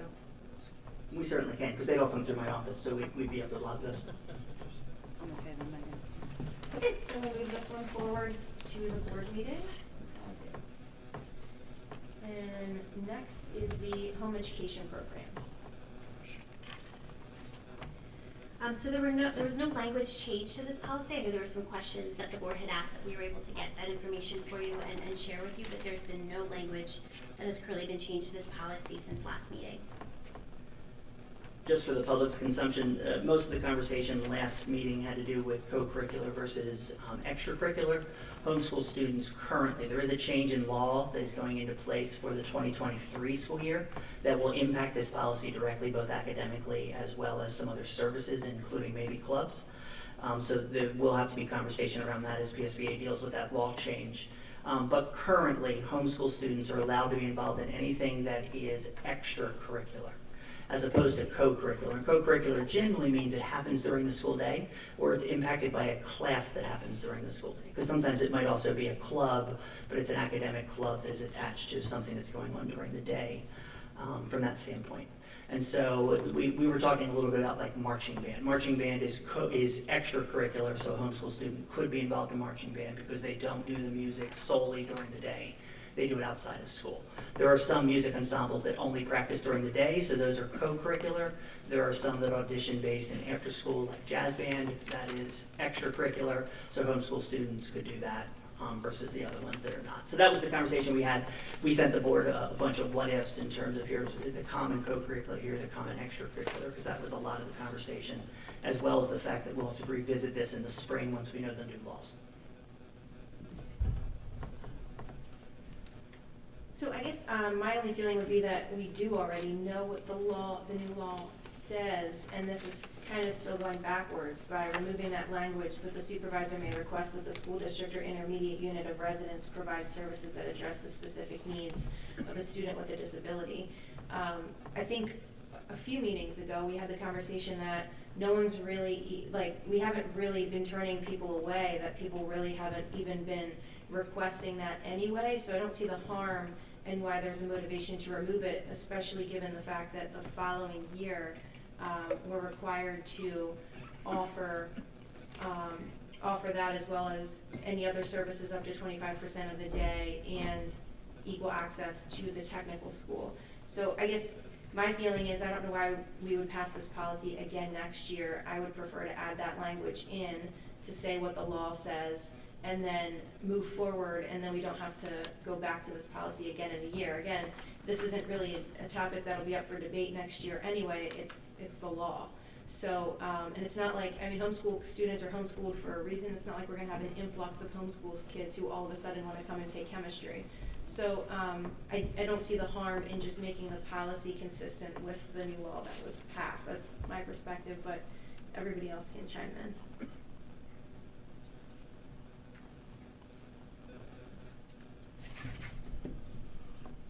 I don't really have an opinion. I defer to Dr. Bolton what they'd like to do. So, I mean, if we have to change it again, that's fine. I mean, I don't know if we know enough about the law and how it's going to impact the policy, so we may want to push that off. But if we have all the definitive answers on the new law, then it would be possible to knock it out. I don't know. I mean, the law was already passed, so we do know what it says. Yeah, laws can be interpreted very differently. I would wait for somebody else to interpret before I would write a policy. We did have the interpretation from PASBO and from the IU that was sent to us that clarifies what those details are, just for your information. But, okay. I want to ask Dr. Bolton to answer that too. I just want to get his perspective. Our policy procedures have been, at least since I've been here and in every school district I've worked, that we work off the templates that are provided by PSBA because they interpret the laws and say here's the impact on schools, and that we then wait and then make sure that that language works for Penridge, and we talk about what's required versus what's recommended, because there are some things that we can massage if they're not required by the law, that they're not recommended by the law, and that we wait for that language to happen. My concern would be that we would craft language based around an interpretation not from PSBA, and that we would actually be offering services that are illegal under the current law, but may not be illegal a year from now. And so I think we need to make sure that we are waiting for PSBA to, and this is our procedure right now in terms of what we're doing. So that is why that is our recommendation, to wait until we have the recommendation from PSBA, which is what we do for every other policy. Dr. Bowen, just to clarify, offering additional services is never illegal. It may not be legally required. You could over-offer, but I mean, I don't think that's what you meant to say. Is that what you meant to say? No, you are correct. In terms of our recommendation, as well as the recommendation from our attorney, was to make sure that we are offering what is legally required and not more than that. Correct. Thank you. Thank you. Just to clarify, the line that we're removing in our policy that I read earlier, is that part of what is in the recommended language from PSBA or no? Which one? Because that was already in here and we're talking about taking it out, so I'm wondering, is PSBA recommending that we pull that language out of the policy? The language around the supervisor may request was not part of their policy, because it is not something that is required of a school district, that we're not required to do that. It's a may language. The recommendation was to take that out, because if you remember the conversation we had, is that that's not happening. And so to say to parents that they may request it, even though we know the answer is going to be no, it made no sense to have that language in there. It made it sound like that was a possibility when it's not in fact a possibility currently under our procedures. So, but was that one of the things that PSBA said we may but don't have to? Is that how, I'm just wondering how it got into the policy in the first place. I don't know the original language. It was originally adopted in 2012, so I can't answer that question in terms of what was the thought process and the conversation that happened then. Okay. And Dr. Bolden, this policy does not allow for an exception, right? Like the last policy we were looking at. Currently, that is correct. Okay. Well, so if we don't remove that language, it allows for an exception. If we remove that language, then we're removing the ability to give an exception, right?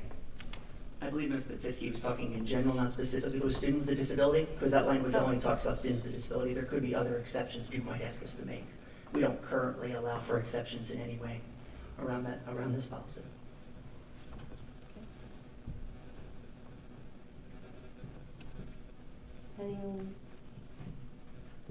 So does everyone want to move this forward to the board meeting as is, or what is it? That would be my preference. I'd like to move it forward.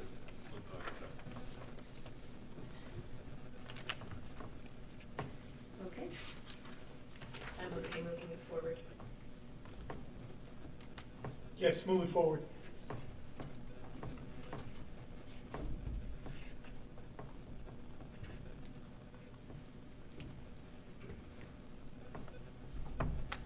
Okay, then next is the student expression policy, 220. And that's, just want to add that it's only an hour and a half into the meeting this time, so we did a lot better. Thank you. Mr. McCullough? Sorry. Is Mr. McCullough in the room? Sorry, I lost him. Mr. Robarczyk, could you see if you could call up policy 220 from a projector standpoint? If not, when Mr. McCullough gets in, we'll ask. All right, thank you. Dr. Bolton, can I make a comment while he's doing that? Certainly. Regarding, I wanted to respond earlier, but we went right in, but this is a better spot. And my handwriting is so bad, I can't really read it, but I took notes during public comment. I wanted to address a couple things.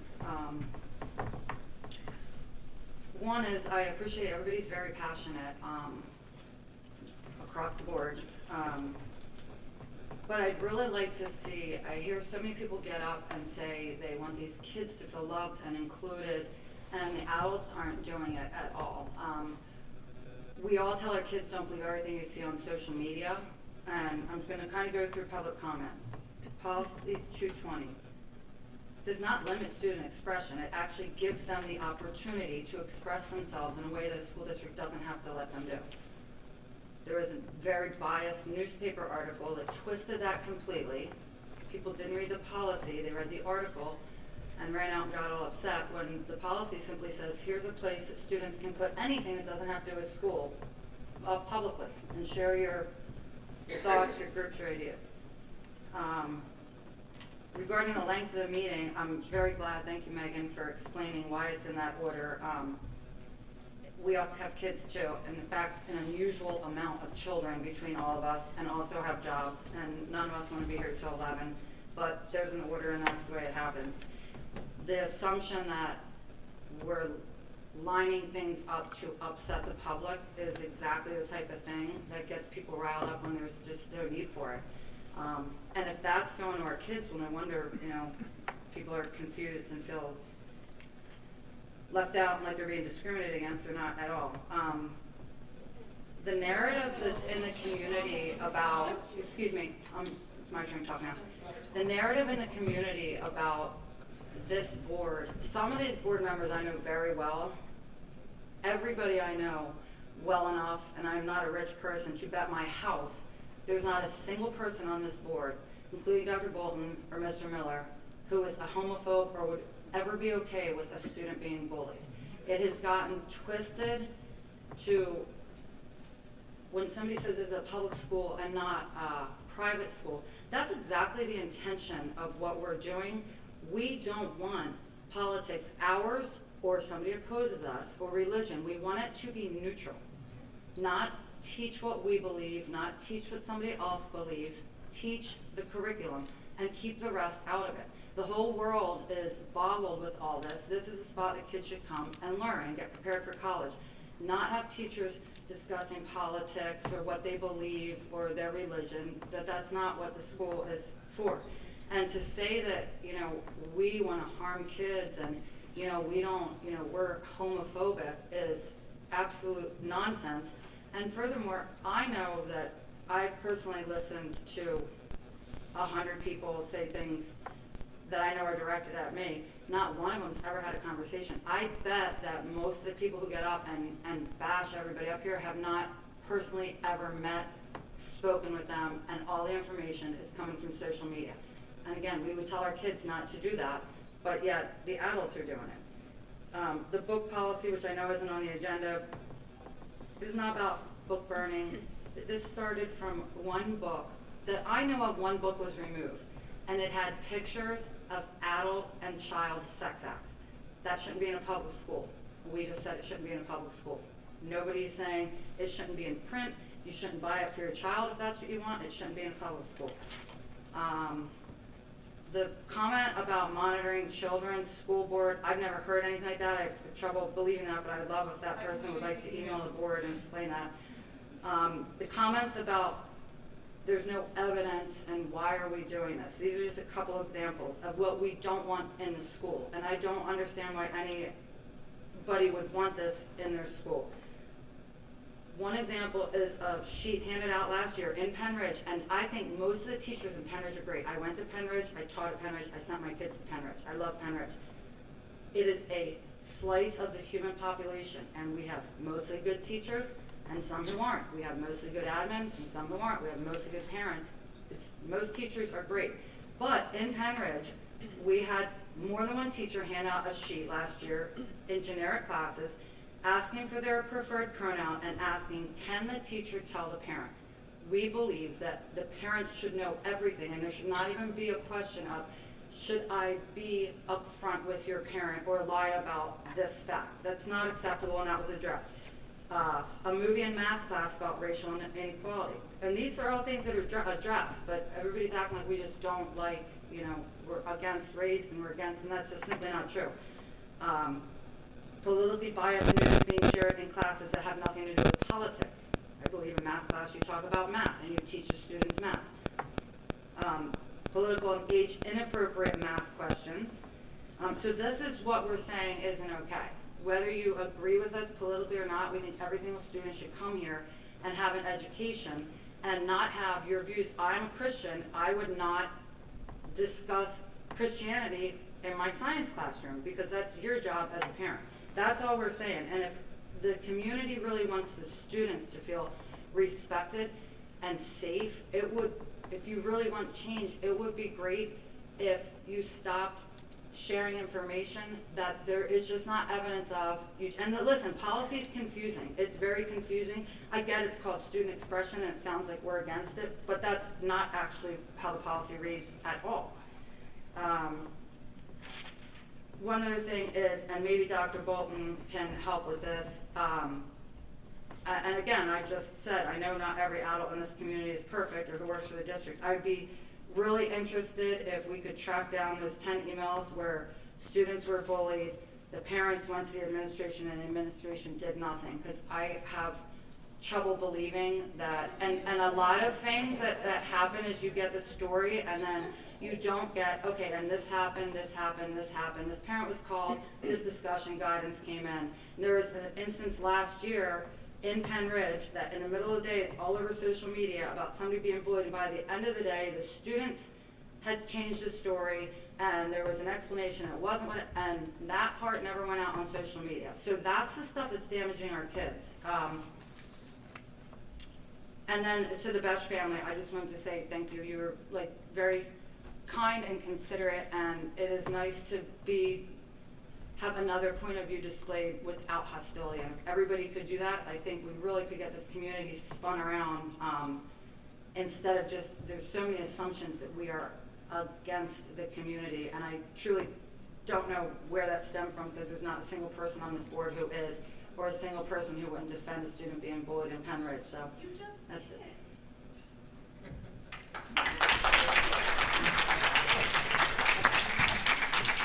I said I'm an adult bullying a student. There's not an instance where an adult bullies. Of course, students are bullied. Kids are kids. Kids are definitely bullied. And they always happen, and unfortunately they always will be. Penridge has a great policy about, Penridge is great about right from kindergarten, setting the expectation that we don't tolerate bullying of any type.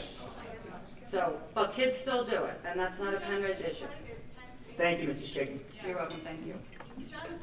So the student expression and dissemination of materials, are there questions or concerns about this, the way this policy is written? And sorry, did you want to actually? I just wanted to highlight what was changed in this last policy meeting. So under definitions, locations were specified as to where non-school materials can be posted. And then the time frame for approval was also changed from 1 school day to 1 week within the policy.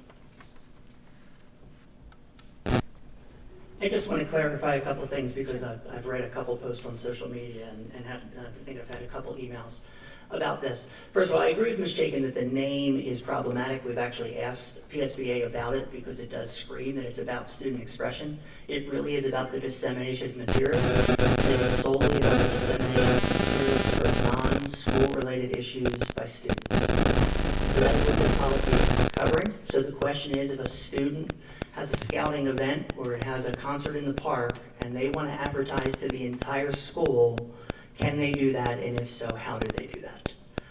We don't have a policy for kids. We have a policy for adults and outside groups. We have an online service, and so they send us our flyers. We post them.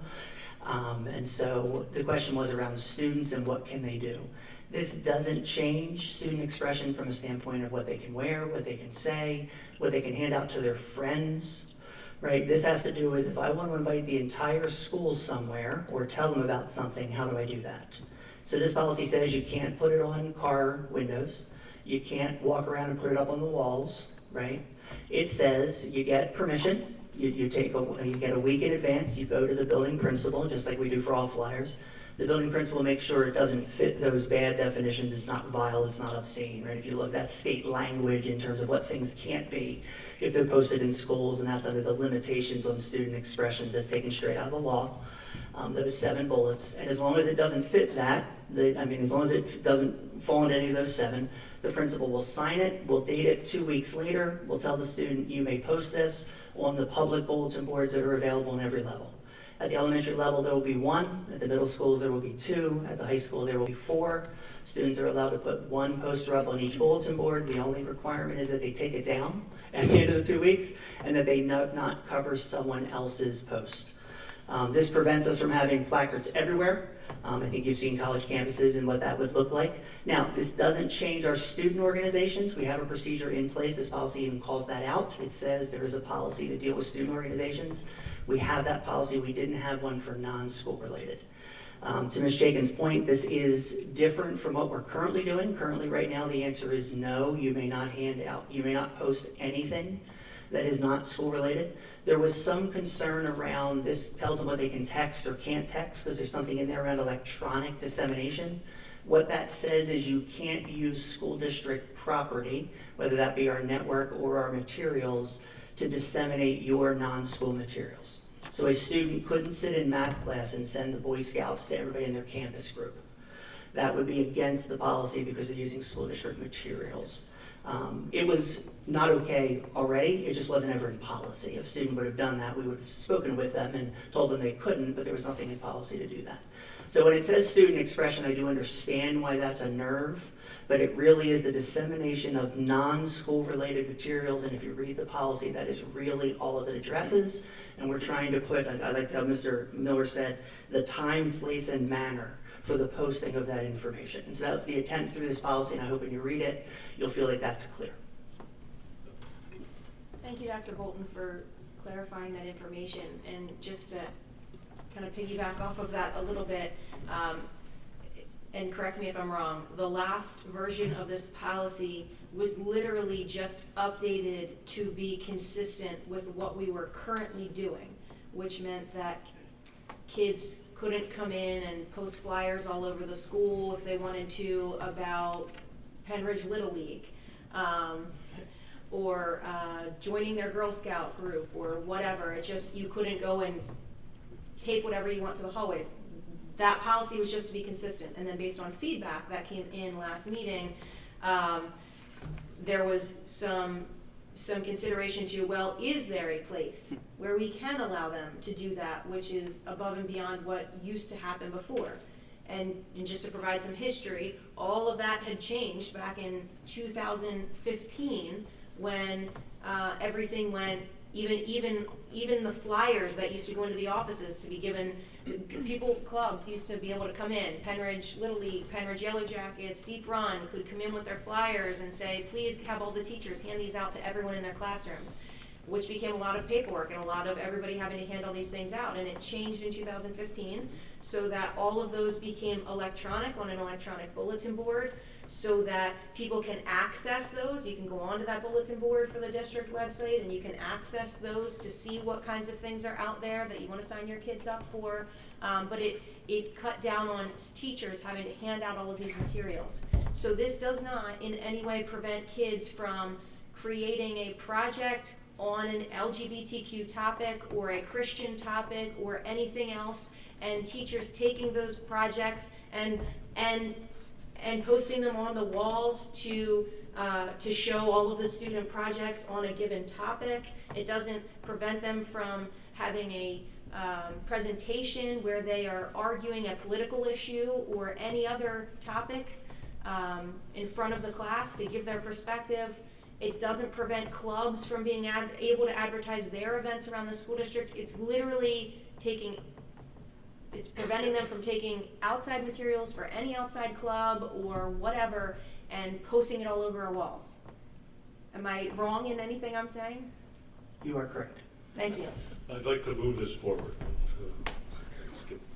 I'll second that. Okay, but we're not voting, so you are just just to take sharing your thoughts that you are ready to move this policy forward for a vote at the board meeting, correct? Yes. Thank you. I understand that, I just had a. I know. So are there any concerns? Is everybody okay with moving this forward? Just one, I don't know where we want to move forward, but the way the policy was in 2004, this has been in existence since 2014, but basically restricting as to time, place, and manner, the distribution and posting. And we're just changing distribution and post to dissemination, essentially. So, but this policy's been in effect since 2014, so I'm not sure why all the brouhaha about the issue. If it's essentially the same, but we're just changing the word from distribution and posting to dissemination. Is that accurate? I can only tell you, I've had, I think, 6 conversations around this policy with people who were angry either at me or at you or at someone about this policy. It really, for me, in those conversations, it came down to the fact that it said student expression, and there were a couple places in the policy that says you can't. Right now, there was no connection between it had to do with you can't express your whatever, fill in your blank student, but the language when that was read, because it was put up there, people jumped to the conclusion of you were saying that there can't be student expression, right? And so the language wasn't clear enough, because you're right, there's no change. This is actually extra to what our current procedures have been. This is actually more than what we're doing, although I wouldn't consider it student expression, but it's the posting of materials. It really was the language, and it was the fact that it said you can't, and people just didn't clearly read the connection between what can't you do. And I think if the title had said dissemination of non-school materials from the very beginning, I'm not sure there would have been a brouhaha, but it said student expression. But that's why we tried to clarify the language. That's why the conversation was good 2 weeks ago to get us to this point. That language, though, Dr. Bowen, does that come from PBSA? The PSBA does not dictate what your time, place, and matter needs to be. We picked that. The language meaning. Yes, the title is from PSBA, So yes. that's nothing. So at the risk of slowing things down and getting a water bottle thrown at my head, does it make sense, because we don't have to do everything PSBA says the way PSBA says to do it. This has nothing to do with student expression. Can we just make it student dissemination of materials? Can we just do that so that it clearly articulates what the policy is actually about and takes out the words that literally have nothing to do with the policy? We will ask the question. I don't know the answer. We'll have to ask the question in terms of whether titles are required or recommended or what it is, so we'll find out. If the feedback that he gets is that we can change it, which I believe it will say that we can, is everybody in favor of just making the language actually match? Yeah, logic. Okay, all right, then let's do that if that's the feedback. Thank you. Do we have to go back to first reading? No. Because it's not a substantial change in the policy. Yeah. Thank you. No, that's good.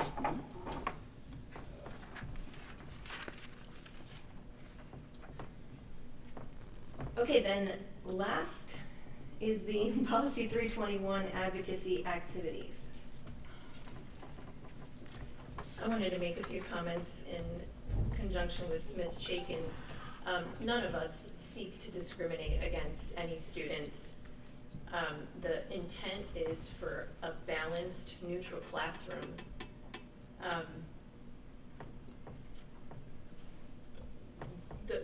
parents may not be here tonight, but the board received quite a few emails about the most recent day of silence in April. And there's just as many students and just as many families who want a balanced, neutral classroom. They don't want their children in social justice factories, for lack of a better word. Hold on. Some of the comments that we received from other parents in the community said they were concerned about the day of silence. How is this inclusive to all students? What is the point of being silent? Who's supposed to be silent? All kids? It puts the children in a very uncomfortable spot in how they react to this day and whether it shows their support or not. Kids that talk, will they be thought of as kids that are not accepting? That was one parent. Another parent, I'm not going to send my son to school on Friday for the day of silence. My son is in school to learn, not to have the day hijacked by a group to get their message across. It's come to my attention, a representative of the GSA Club has sent an email to all high school teachers categorizing the day of silence as a protest and a demonstration. That's not what our children are being sent to school for. My boys experienced incidents of bullying, and I dealt with it with the principal. I didn't go and demand that the entire school district change their rules and implement a different program to address my kids. We dealt with it, and it was dealt with professionally, and the situation was resolved. And I think that's what needs to happen here.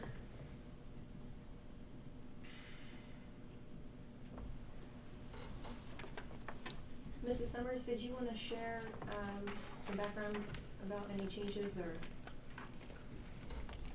So policy 321, the conversation really was around defining of terms and looking for additional clarity. And so the board has spent the 2 weeks thinking about that. There have been some suggestions that have been put out in terms of additional language. And so we thought the purpose tonight was just to have some conversation around whether that language, if any, makes sense, and whether there is consensus to move anything forward around the advocacy activities policy in front of you. Thank you.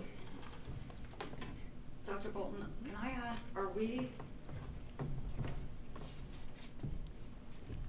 taking what's on board docs and moving it to second read potentially, or are we merging the different versions we have? What's this process like?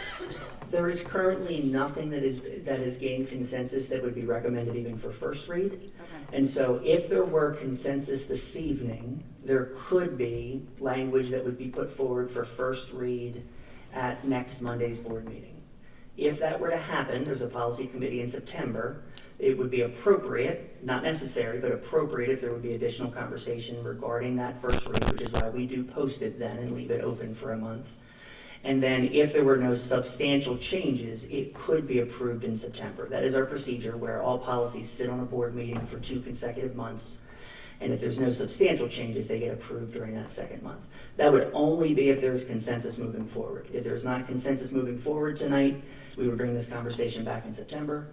And we would continue it. Obviously, the language that is on board docs that is not green and is red would go back. It would go back to the original policy. The policy that is around political activities would stay in place. That is a policy that the board has. It just would not be adjusted at this time.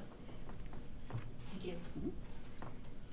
I guess my other comment or question in general is there's a lot of talk about teachers in the classroom and why aren't the teachers going to be allowed to advocate, or there's this pushback against wanting to keep the neutral classroom.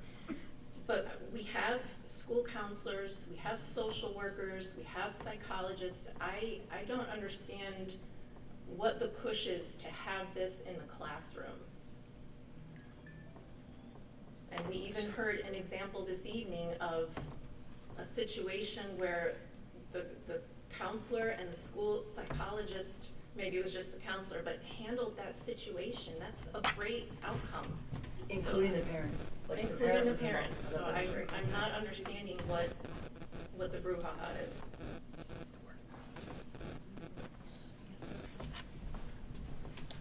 So I guess if board members want to share any thoughts on what language you would like to add, modify, subtract, and then we can kind of decide what has consensus to move forward.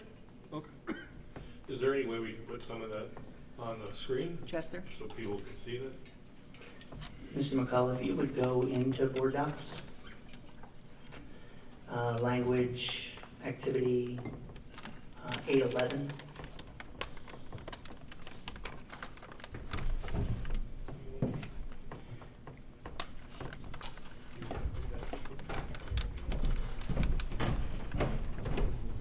And Dr. Bolton, one more question. Where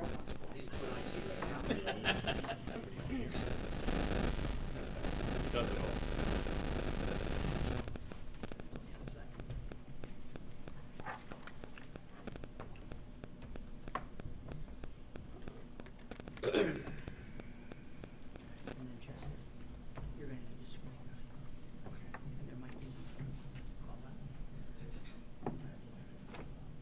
Did that work?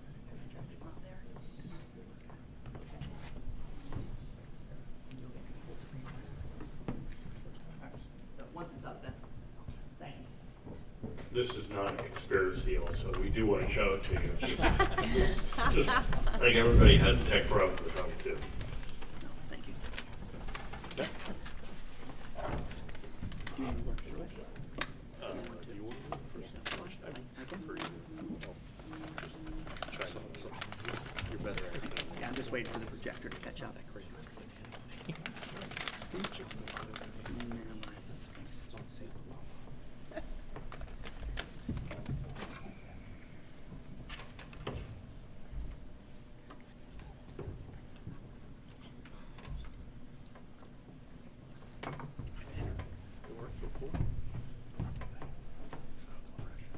Is it possible it's my laptop and you need a different laptop, or?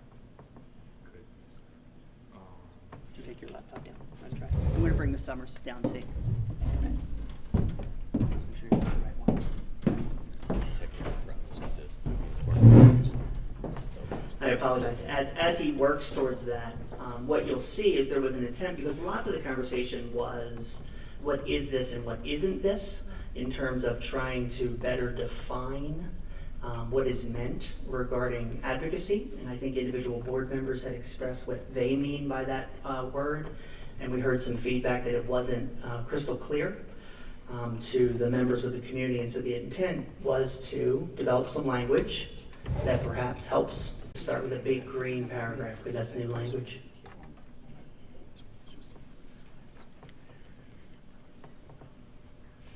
Yep.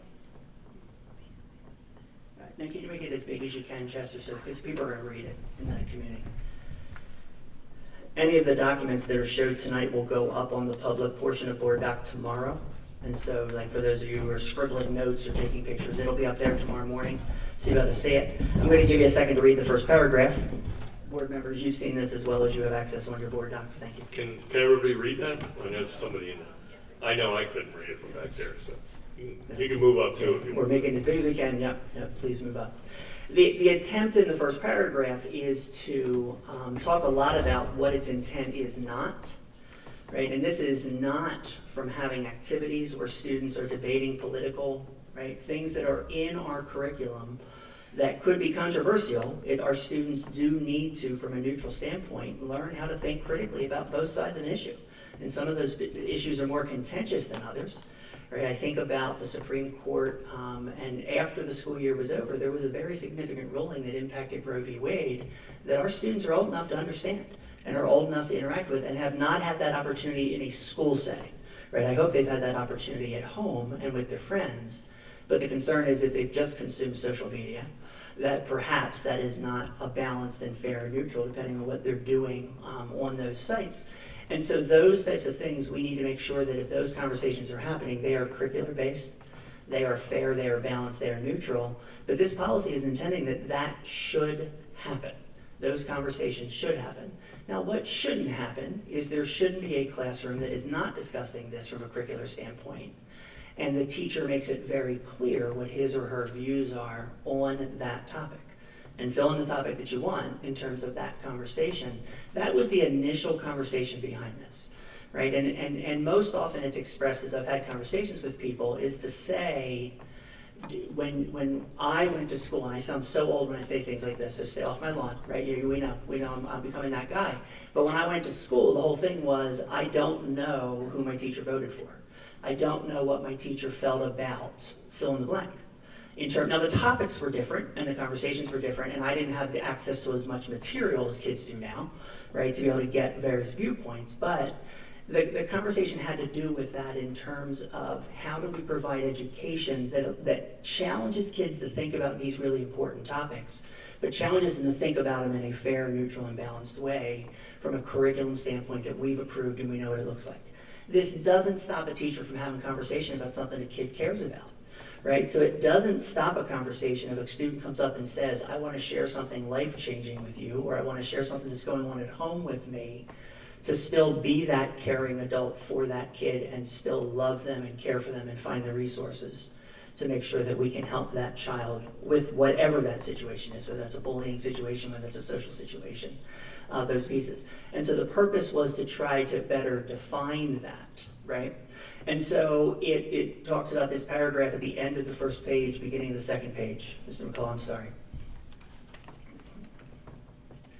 It tries to define the end of that paragraph. It says their personal views and will remain neutral on advocacy-related materials during assigned work hours. And that's about staff, right? We do need to remember as well, some of this conversation was you're stifling students.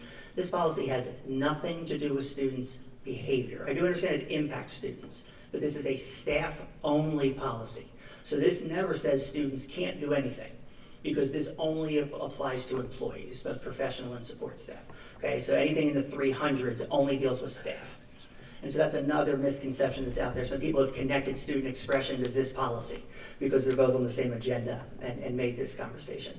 And so that paragraph there, yes, that is there at the page turn, right? It doesn't prevent a discussion with a student should the student or the guardian raise the issue, right? But it is saying that the teacher shouldn't raise the issue, right? That's the inference there in terms of that language that is there. And it talks about that all the resources, whether they be health resources, counseling resources, right, that all of that is there to help students, right? It talks about emergency situations, but in general, in terms of the support for students that are there. It talks about curriculum in number 1. If we can roll down to the 4 bullets, please. And I think where the conversation came is around bullet number 4. And so do you want to talk, Mr. Wers, a little about bullet number 4 in terms of that language that was there?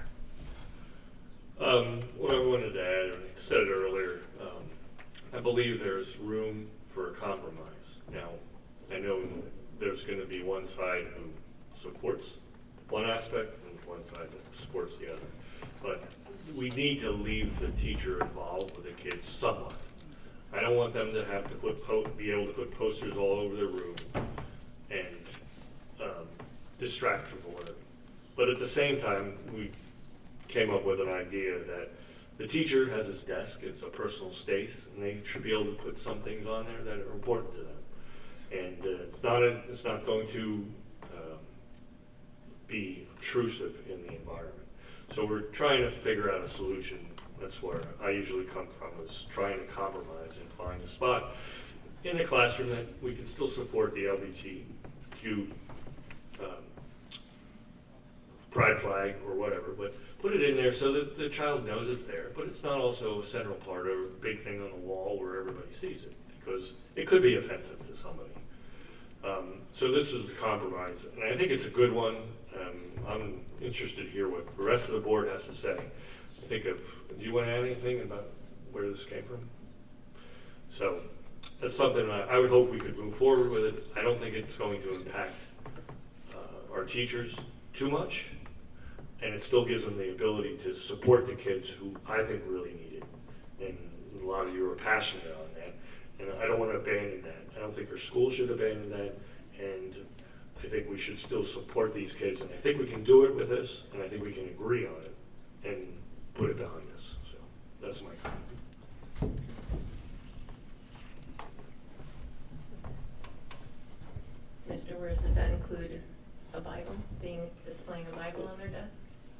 it's a good question, and there was a Supreme Court case, and I'm not a lawyer, and Jonathan and I have talked about this. There was a Supreme Court case where they were allowing people to fly flags, right? And somebody flew, this I think it was in Boston or somewhere. They flew a LGBTQ, I'm sorry, I can't always get confused with that, and so they put that up, and someone complained, and so then they said, well, we want to fly a Christian flag. And they said, well, you can't do that. They let them, I'm sorry, they let them fly the one flag, but they wouldn't.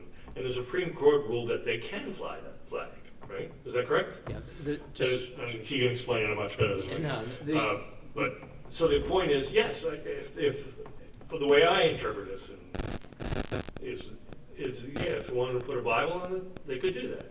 They could put it up on a wall. Obviously, that's been thought of, argued many times. But if that's important to them, I'm okay with it. And that's what we need to discuss and resolve. So, go ahead, John. Yeah, no, sorry. Yeah, the decision we had discussed previously just came out in May of this year, and it was Shurtleff versus City of Boston. And they're just trying to find a similar way of giving a balance. You can't have a state actor determining what content is acceptable and what content is not acceptable. So if you open it up and say you can put anything on the desk, then it's anything on the desk, as long as it's not, violent, I suppose. But you're not going to be able to discern what somebody puts on and say that's not acceptable, or this is more inclusive than something else. And I wondered whether, when I was growing up, the issue was benedictions and invocations at graduations. And schools have simply done away with that because they couldn't be inclusive. Somebody was always going to be offended if you made it completely inclusive, so that you had somebody from the Baha'i faith, praying one year and somebody else from the Christian faith a different year, and people just said, forget it. And so I wondered whether this is going to fall in that same category, whether it's going to be too difficult to discern, because in the Boston case, somebody wants to put up the satanic flag. So and the city of Boston has said, we don't know what to do with that. But legally speaking, they can't discriminate against that, and they would have to fly that satanic flag, right next to the Boston city flag.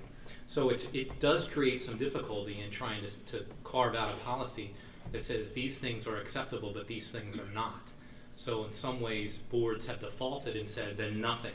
We're not going to be in the business of trying to be the discerner of what is somehow meets the standards of society today. We're just going to say you can't do it. But then that seems like a stark position to be in. So that's what we're trying to do, is balance those contingencies, or those factions rather, and come up with a sweet spot of sorts that people can live with.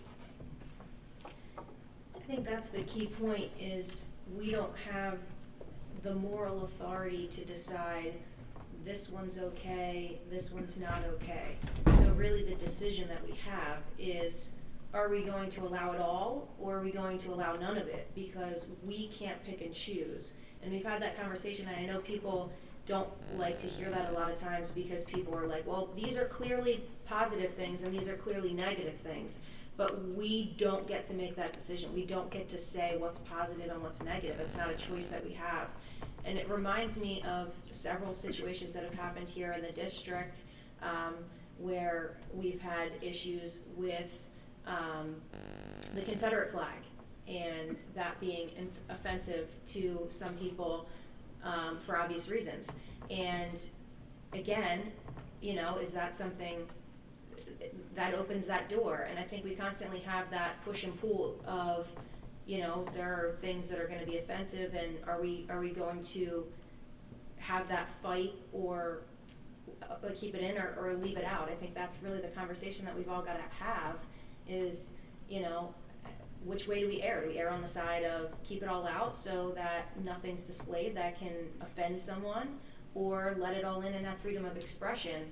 And that's a really difficult choice, because there are going to be some things that everyone could agree are offensive that we would then be allowing in. And that's really the concern that I struggle with. So I'll just leave that there. I just would like to add that I think it is impossible to completely define everything that would be allowed in or not. Actually, I was misquoted in the paper on that last time. And what I'm trying to say here is we have a general standard of decency in the school, right? I mean, certain things cannot be displayed. I mean, if you wanted to fly a flag, a Nazi flag, you wouldn't be allowed to do it. People generally agree on that. But I think from a board perspective, I trust our administration to be that fine line and make those decisions when there is a difference of opinion. And I don't think we can legislate that from here, but I also think it's important that we allow some of that freedom of expression from the teachers too. So I think there's a balance that we can get there, and I think the administration, I trust the administration that they can maneuver in that policy to make sure that obvious things that are offensive to people don't make it out there. And I think we can do that. I think it would be a mistake to get rid of all of the stuff in the classroom just because of some minor thing that might come up in the future where we could solve it pretty quickly. Mr. Wars, my only question is, you had said about the administration making that decision, and I don't know that that's accurate either. I don't know that legally the administration has the ability to be the moral authority either. It's either all in or it's all out. We can't designate it to Dr. Bolton to have that, these are okay list and these aren't okay list. And so We also have legal counsel who's we use all the time to make those decisions. I don't think it's a board decision to do that because we should not micromanage everything in the district. We should be leaving it up to the people who we hired and we supported and gave a 5-year contract. We know what he's doing. And if we don't like that, then we should get a new superintendent, which I'm not recommending at all.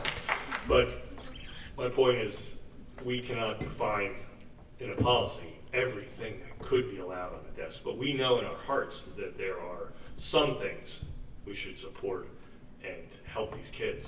Remember, this is about the kids, and we need to support them. So I would like to move this ahead with that language. I'd like to hear what other people have to say too. I don't feel that anyone's trying to micromanage. However, even having trust in the admin or having legal counsel, there are so many things that happen behind closed doors. I see it firsthand. And again, to Ricky's point, there are many great teachers. That's not what we're trying to protect here. You said it should be about protecting the kids, and that's exactly what it's about. I've had multiple things happen in my own job, in my own building, where things are kept from parents, name changes, pronoun changes, things that happened even after January 6th, teachers trying to teach about that the day after. These are the things I'm talking about. The biggest keywords in here are neutrality and apolitical, okay? And some of those things are not happening. For specific to this verbiage, I feel like number 4, as well as the part that says this policy does not prevent a discussion with a student should a student or guardian raise issue regarding the student's religion, religious beliefs, political affiliation, sex, sexual orientation, or gender identity, ethnicity, race, color, national origin, or a student's medical history or status. Further, this policy does not prohibit health services, district personnel from engaging in discussion regarding a student's medical status during the provision of medical care. But the piece that's missing there, I feel like, is parental involvement. Number 4, in my opinion, I feel like it has a loophole where it says if a student comes to the teacher to talk about something, and that does happen naturally, and I apologize, the rashes, you're right, the teacher was involved with what happened.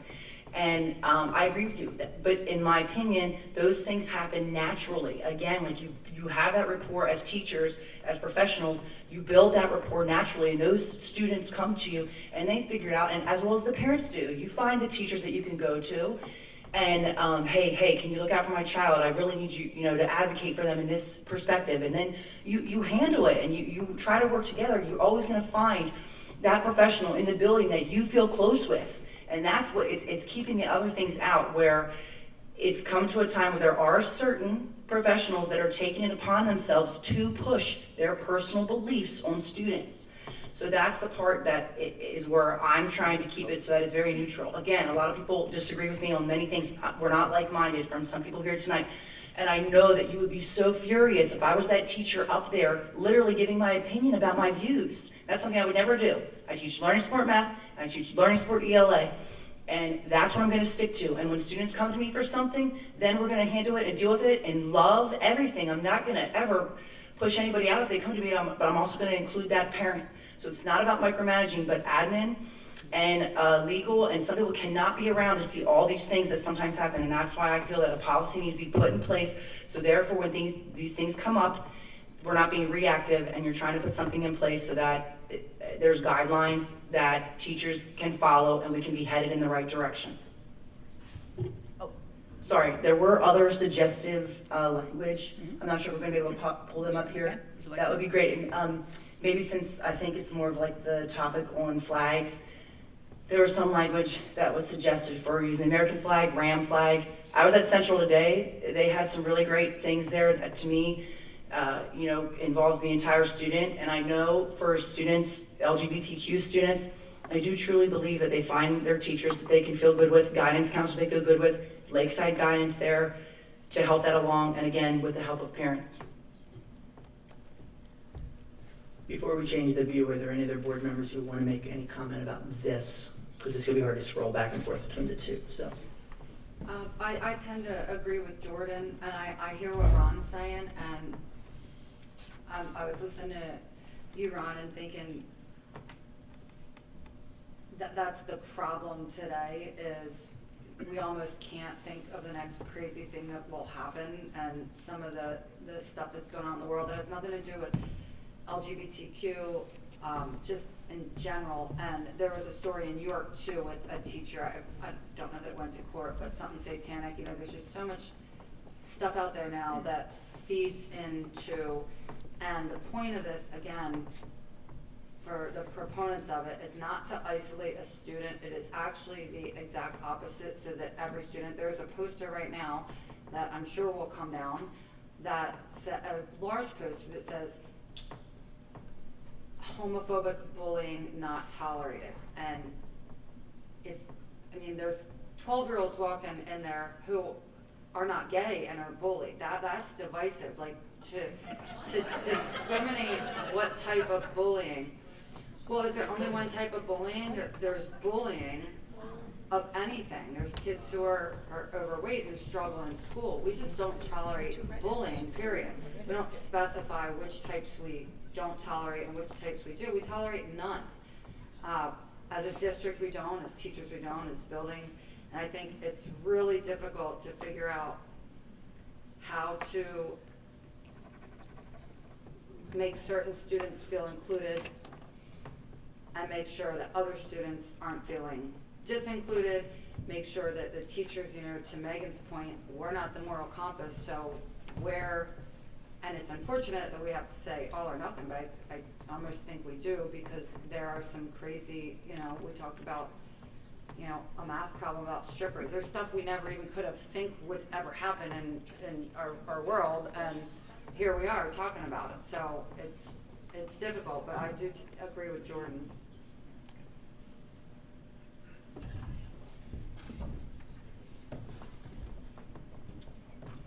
I really feel I need to add some middle of the road comments. I am passionate about the special ed community. I have a son with Down syndrome. I also have a niece that is, for all intents and purposes, gay. I get along with my son wonderful, and I get along with my niece and all of her friends.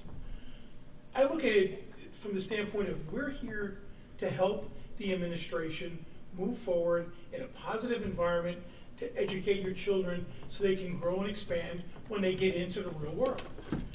There's no ifs, ands, or buts about that. I think Ron is talking about a middle-of-the-road program that I think makes some sense. We can't have it one way or the other. It's got to be somewhere in the middle. I like his proposal. Ron, I support it.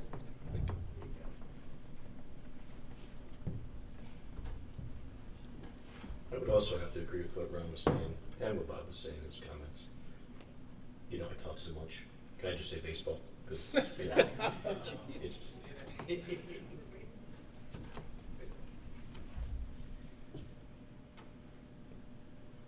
Could we call up the attachment that then says, it has the word suggestions in it. I think it's at the end.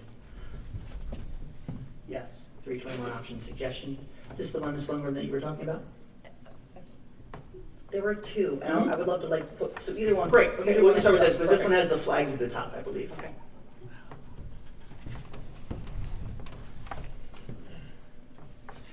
So the idea of this one was to provide language that gave examples, but not limited to what to hang in the classroom.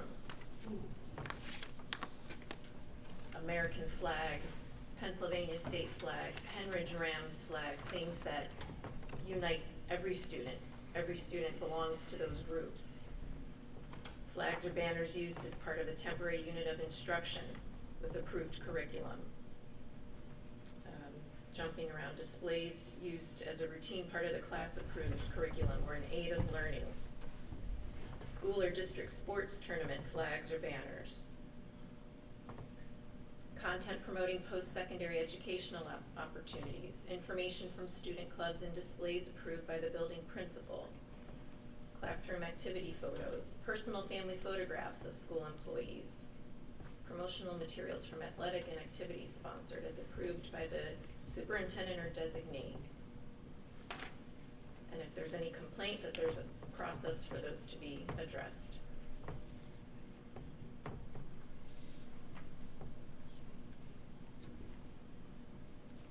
Anyone want to make any comments specific to this document before we move to one more?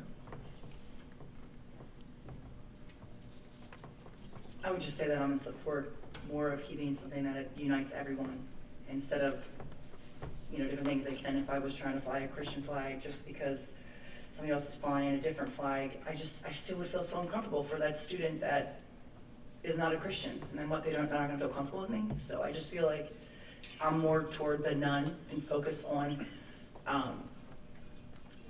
the curriculum that the students are there to be learning, and obviously you're with them 7 hours a day. Elementary school teachers are, and middle school, high school teachers, they're with them, so you're with them a lot of time. Like, you're in loco parentis, but you're supposed to be including the parents, that kind of thing. Sorry, I know I'm going on, but yep, and learn preparing them after school, 100%. But I feel like, in my opinion, and right now, it's sowing more division than being helpful.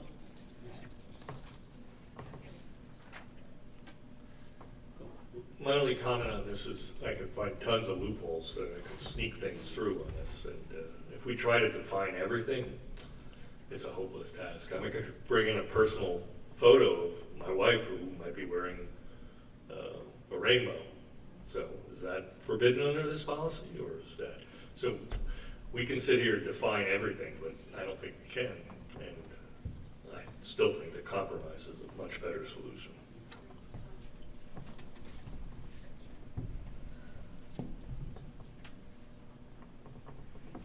Okay, Chester, there's one more then, please.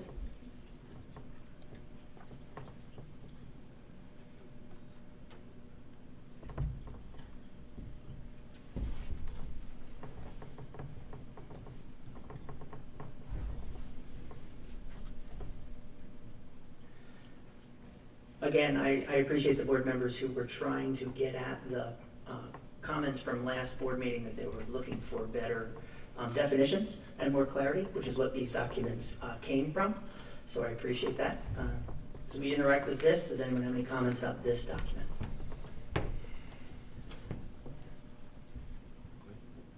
Dr. Alton, I have a red line, and I'm just trying to figure out what's the title? I think it is just a clean version. Okay. I'm just making sure. I got it. Thank you. Seems pretty straightforward. Could you scroll a little bit? Could you scroll a little bit for us? Thank you.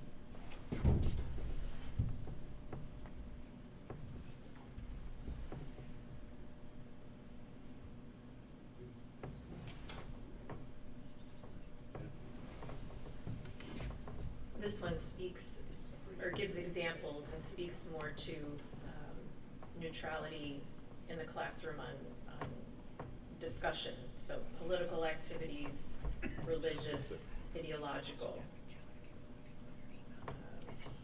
So when relevant to curriculum and appropriate for classroom studies, employees may discuss religious matters, but must seek to do so in a neutral, balanced, and factual manner. And the same language is used for the other examples there. Did you write that? No. Did you write it?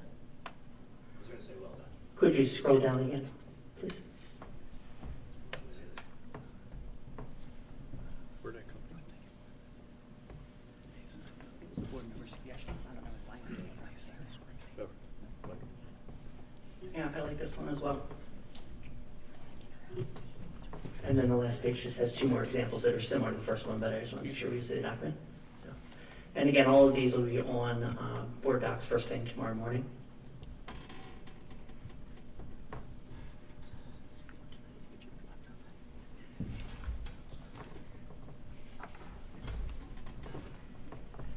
Any other comments from board members about anything in this document?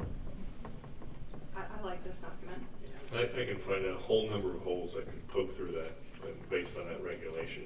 Still get things that are controversial. I mean, it's so easy. So you cannot make a list of everything that's forbidden in the classroom.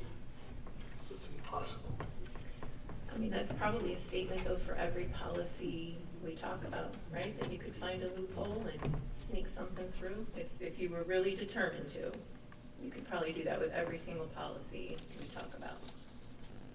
I disagree, but I think that these are important things for our kids, that they, by taking this out, it's going to result in more depression, more anxiety, more things for our kids. We've got to think of the kids first and not try to define everything. Ron, they're not saying, all these policies, all these examples, they're not saying where it's relevant, it can't be discussed. They're saying, if I'm reading it right, where it's not relevant. It's, for example, math class, we shouldn't be spending time talking about gender identity, where that's relevant to curriculum, sure. And again, like Jordan said, that doesn't mean a student who hasn't connected with their math teacher can't go to them privately, but math class is about math class, and if it's not relevant to the curriculum, it clearly says when relevant to curriculum, it can, all of this can be discussed.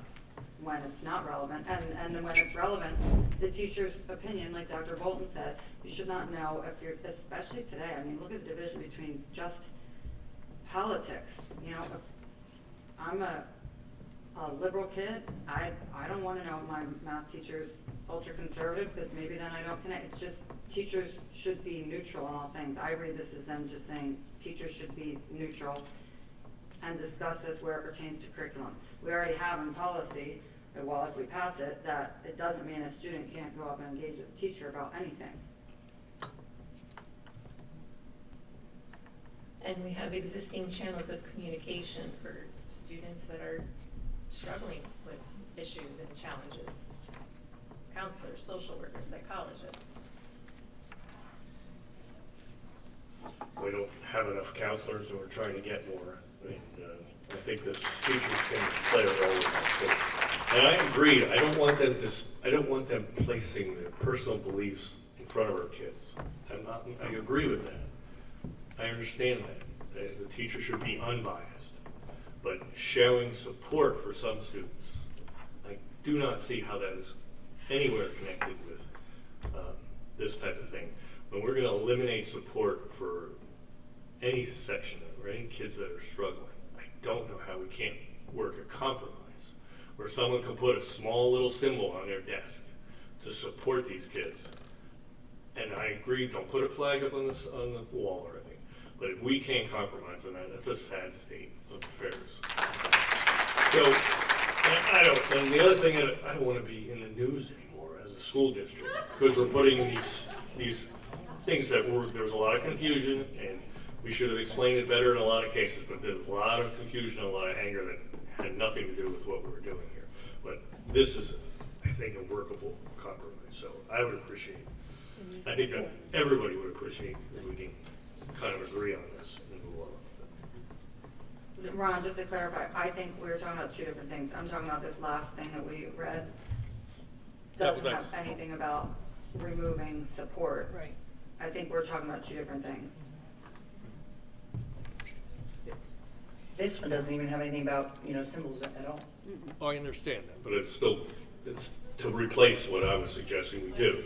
So I'm gonna speak on it, and you can incorporate some of the stuff in there, but I still think it's good that the teachers have some say in what they're displaying.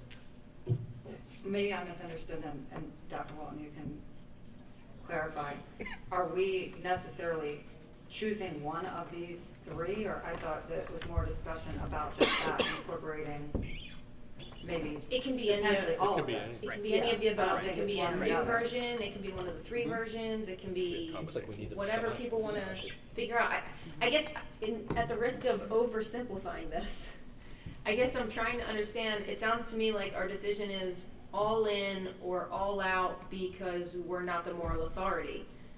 And we can't say yes to this and no to this and yes to this and no to this. So, it was one thing to not address it at all, but if we're addressing it, you have to do one or the other, right? So I don't really know with the versions that are attached here where that leaves us as far as, are we saying we're all in or we're all out? Life is rarely black and white. Lists have a very way of limiting everything. When you have a list, you always exclude something or somebody. So when you have a list, it's tough to include everybody in all options. I think if you say, it's just tough when you have a list, because somewhere along the line, you're either gonna run out of paper, you're gonna run out of something, your hand's gonna, I don't know. If you list everything, it's hard to list everything and get everything you want accomplished and stay down the middle of the road. There just has to be a happy medium somewhere.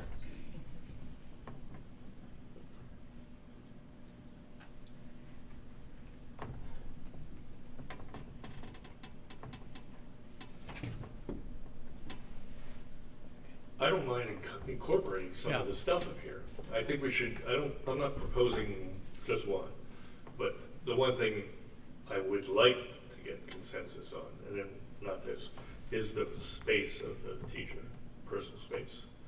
And I would like to, we can put in their stuff so they're not politically or religious promoting that type of stuff and be unbiased on it. I completely support that. But I think this is the one issue that I would like to decide on and whether we move forward on it tonight or not. I think we do need to potentially blend some of some elements of each of the two that we're looking at. I'm in support of the teachers having their personal space and having the ability to express themselves there, but I do think that there's a line that we're trying to strike between acceptance and elevating and celebrating. So, and I'm not sure where that is, between acceptance to all people and elevating one person or one people group above another and celebrating them to the exclusion of others. So I'm not sure where that is, that's the struggle that I have.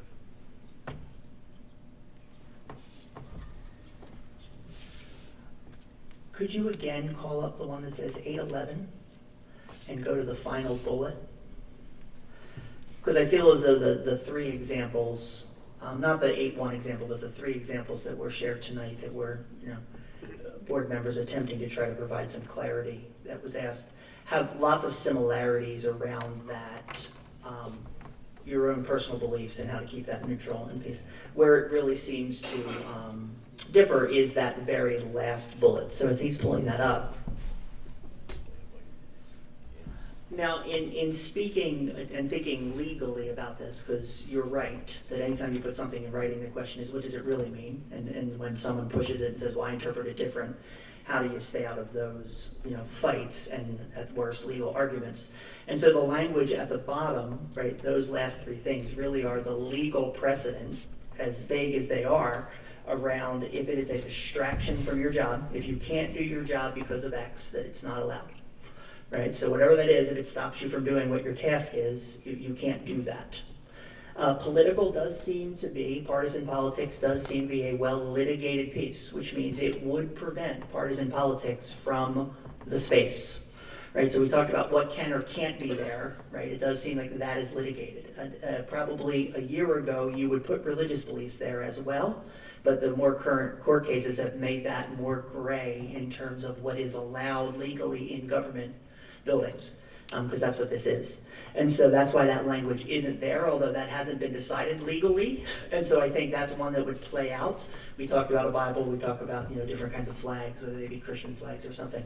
And then the last one, which is almost always in every policy, is if it gets in the way of the education, right? So if either you can't do your job or it gets in the way of education, it's not okay. And there have been lots of court cases that said this isn't okay because it got in the way of education. That's the disruption piece that's in there.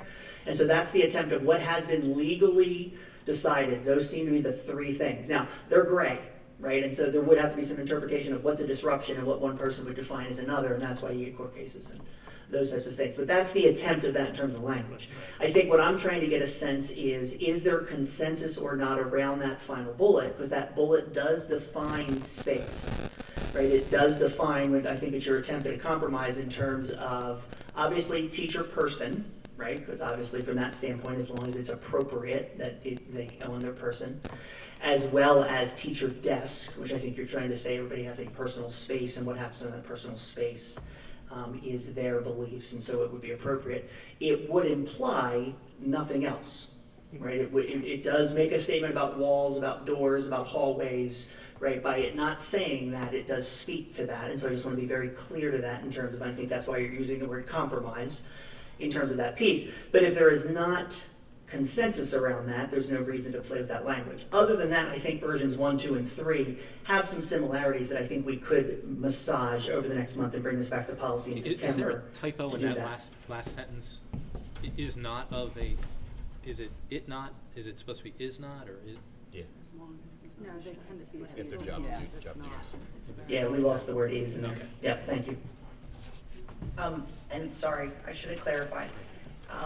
My problem with number 4. It is not the part about the family pictures or the part that it just says like display of items on one's person, like if somebody wore a cross necklace or if somebody wore a rainbow on their necklace. The problem that I felt kind of left open for the loophole was saying, nor shall answering questions regarding these items, so as long as it does not distract from staff members' job duty. That part I was like, if a teacher could say like, oh, well, they asked me about it, and sometimes, you know, you can have some of those conversations, but that could be an area to say, well, this is how we got into a lengthy conversation about this, but I know it has that part that says should not stay, you know, if it distracts from your job duties, then you shouldn't, but that was the part more that I was thinking had more of the loophole.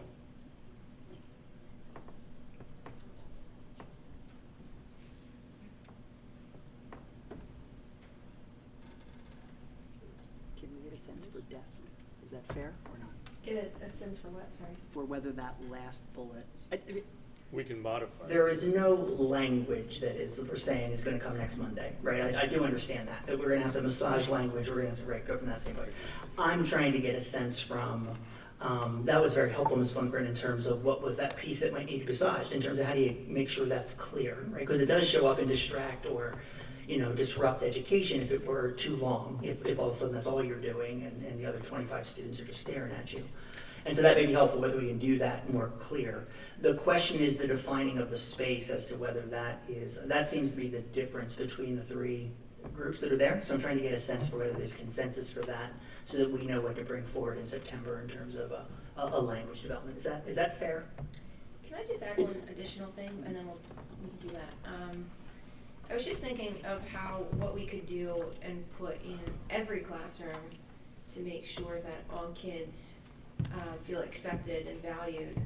And I'm just wondering, you know, taking some language off of our website, you know, if we could put something in every classroom that says something like, all students are loved and valued, and we do not discriminate on the basis of enlisting, you know, of race, color, national origin, religion, sex or handicap, and it's whatever, like listing all of those things and saying we love, appreciate, and value all of our students with all of these backgrounds.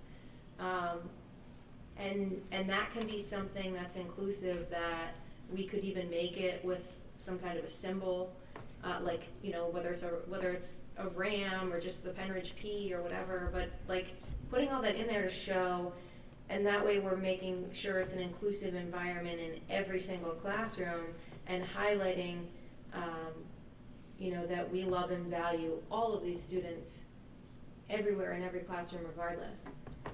And creating something that's specific to ours, that shows that no matter what, we love and value and appreciate all of our students. I think that might be a way to make sure that whenever any kid walks into any classroom, they know they're supported, they're cared for, you know, and we can massage the language a little bit, but I think that kind of solves all this, because I don't think anyone,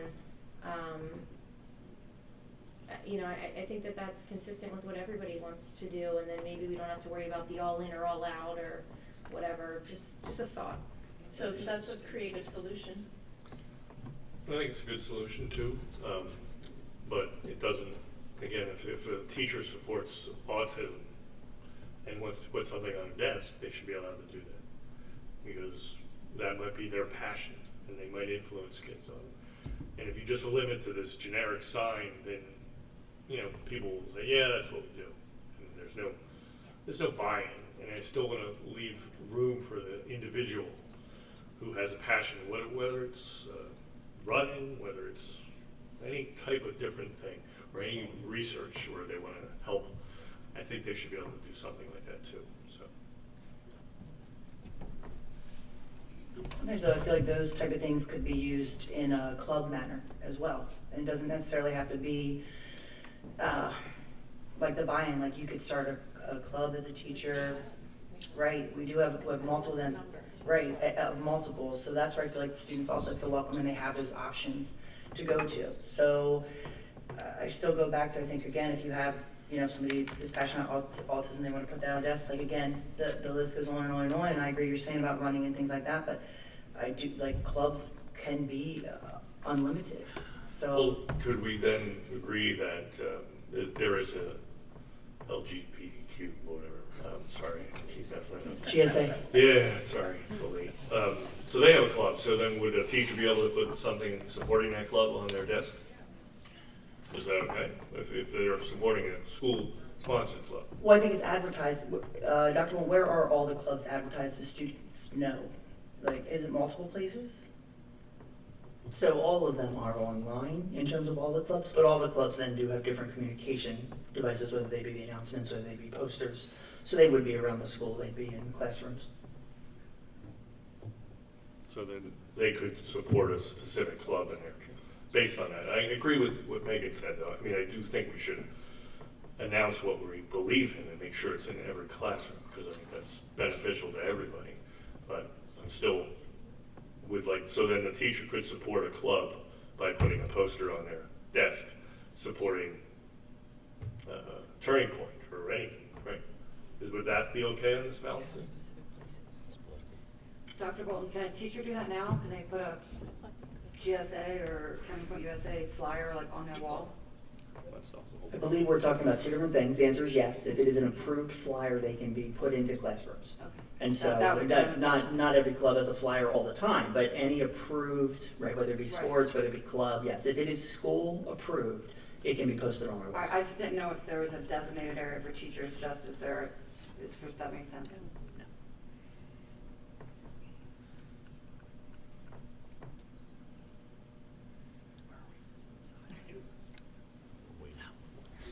Somebody has something to say. I could agree with both Megan and Ron on both of those points of view. I agree that the teacher should have some space where they can share their beliefs. And we should also have something where we can include everybody, where all the students feel included. I think that's important. Because they're here for 12 years. I believe they should feel included all 12 of those years.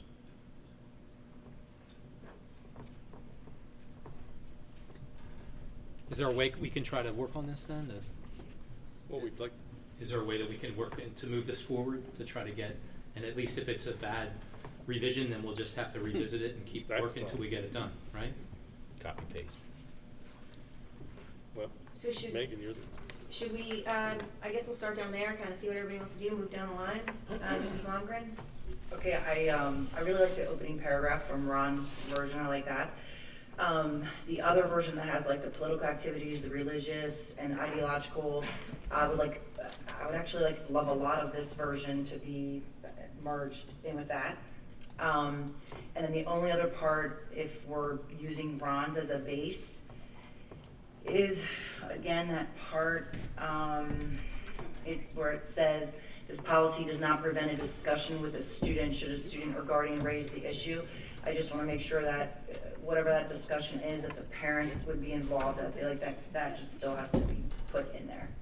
Hey, just a correction here. I did not come up with that. Oh, sorry. The desk idea, which I thought was an excellent idea, was from Dr. Bolton, and I'm not taking credit for that. I'm just thinking it's a good solution, a good compromise.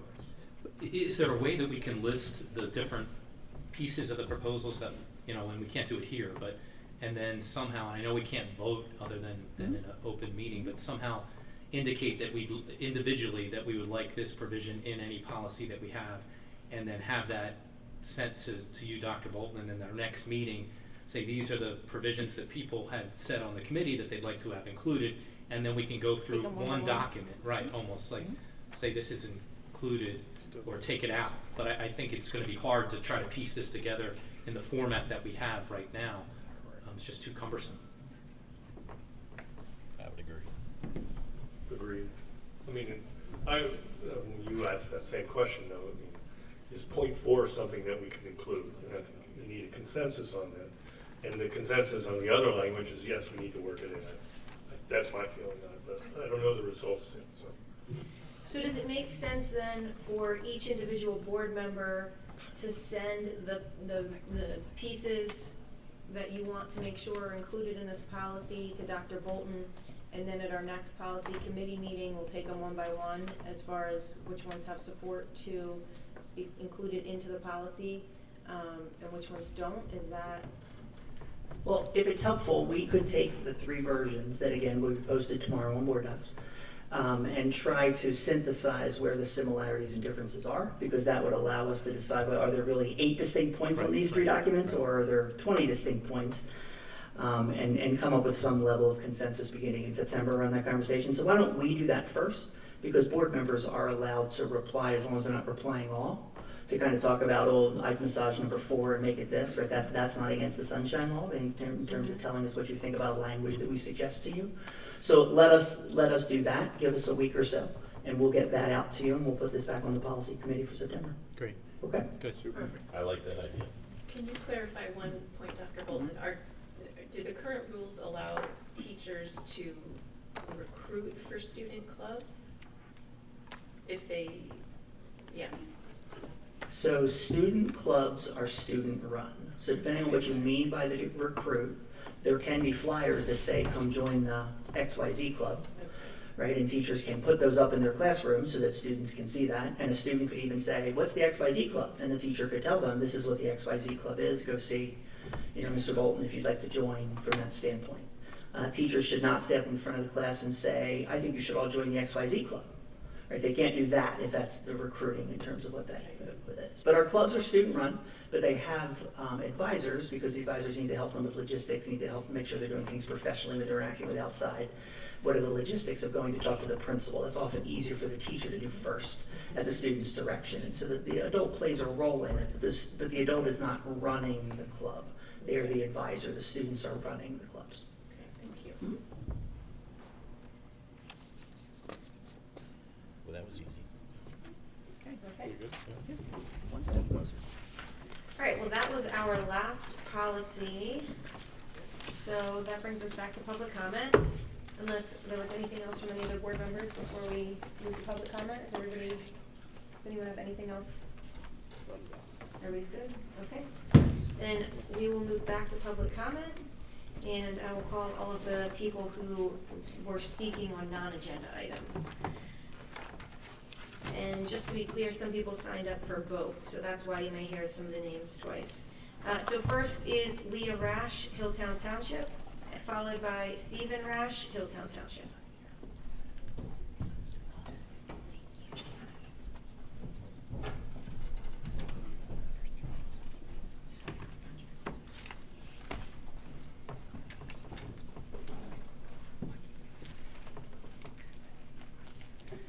Leah Rash, Hilltown Township.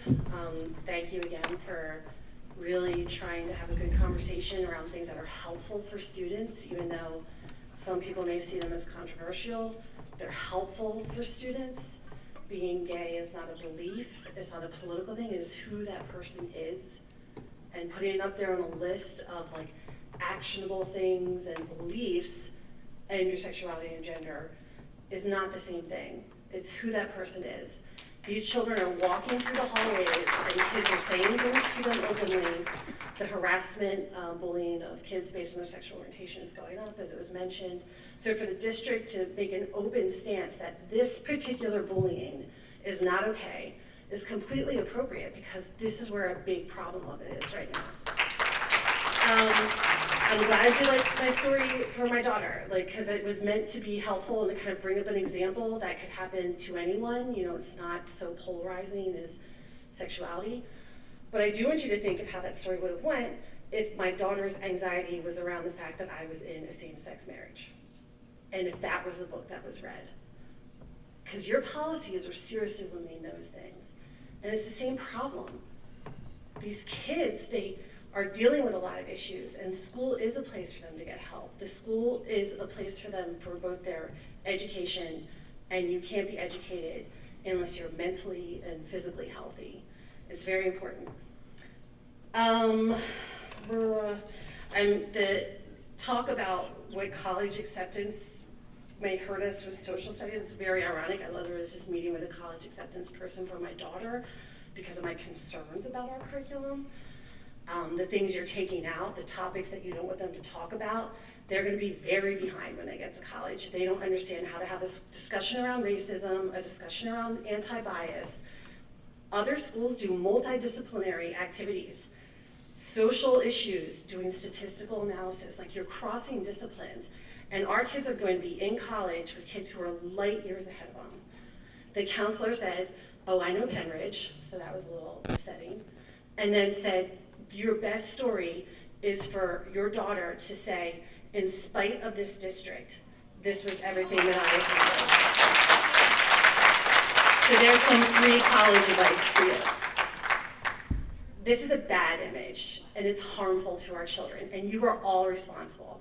I am so tired of you saying we're sensationalizing things. Nothing that I post on social media has not come from your lips.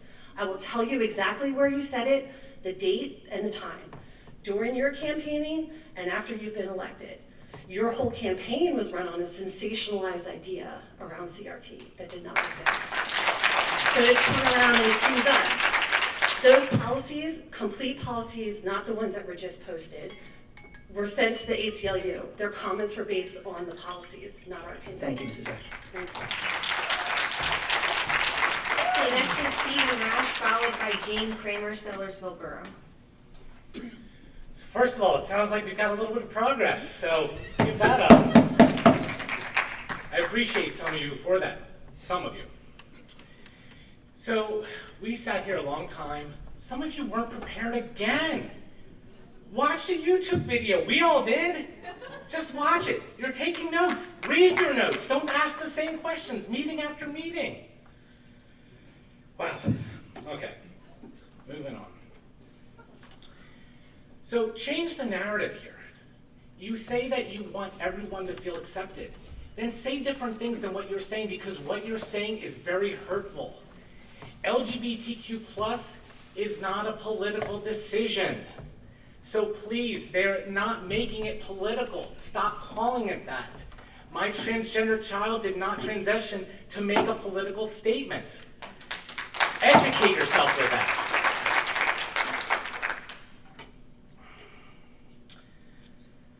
So you talked a lot about being neutral, and I think I see what you're saying about that, but it's not really the same thing, because you're wanting to whitewash everything that goes on here. Our community is not whitewashed. They step outside this building, they're not seeing just being protected in some bubble. So let's talk about real issues. So stop trying to bring everything to dead center. Allow things to be talked about. So for those of you, though, that are denying that the district has problems, you're being neglectful, you're being negligent, you're being hurtful, and you're being part of the problem. Thank you.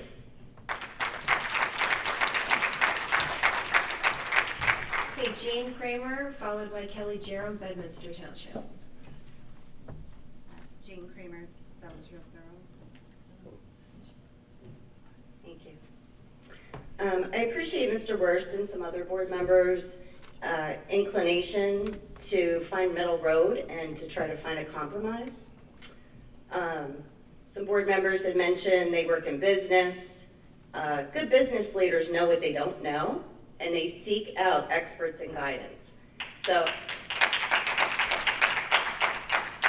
again, I appreciate some board members really looking to the administration for guidance. The ACLU, Educational Law Center, and NAACP all raised grave concerns about these policies. Why not invite them to the table and learn more about their concerns? Why not pull in other resources and learn more? What's the rush? I urge the board to table these policies until they are confident they aren't infringing on the student and teachers' constitutional rights. Again, what's the rush?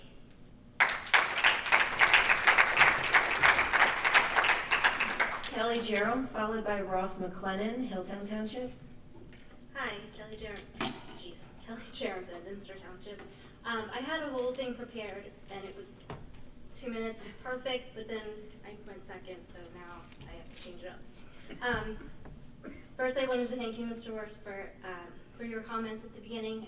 It was very appreciated. I was on my way. I was late, and I was listening in my car, and honestly, I was like, am I on the right thing? Like, because it was just not what I expected to hear. So thank you so much for that.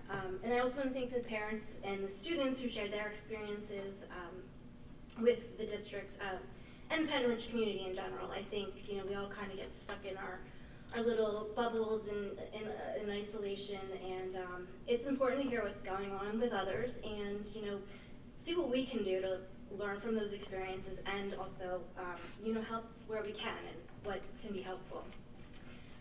Okay. And sorry, it's going to be kind of over the place. I don't think it's fair to say that the uproar over the initial policies, or I think it's called brouhaha, was because people didn't thoroughly read through the policies. That in the initial policies, as written, that they first came out, they were alarming, and I read through all of them, and I can tell you that for a fact because I was in a car with my 2 kids and my parents driving, and for 3 hours, and I just sat there and I read through them all. And it wasn't something that I learned about through social media or the article. I read them all. I know people who have read them all, and they're people that I respect and are critical thinkers. So I just really don't think it's fair to say that that people did not read the policies. What else? Oh, and I think you're giving a little too much credit to struggling students taking the initiative to seek help from the guidance counselors or the school psychologists.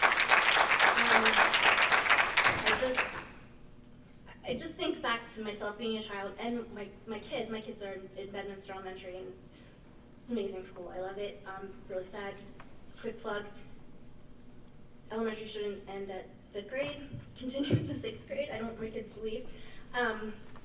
But I just don't think kids are going to think like, oh, I should, go to the school psychologist to talk about this, and because there's not that many, they may be waiting for a while to have a conversation with that therapist, and sometimes you can't wait. And when a child is just so, caught up in their feelings, that's just not something they think of. And I just think, just giving a little too much credit to kids for taking that initiative. And I think that's it. Thank you.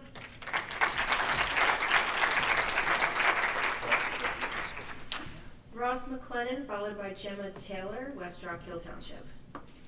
Ross McGlennon, Hilltown.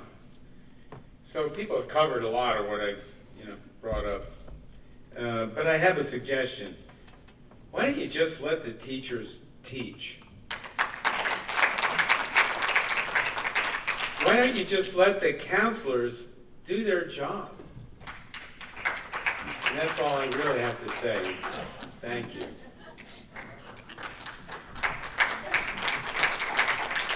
Okay, Gemma Taylor, followed by Camille Foster Swartley, West Rock Hill Township.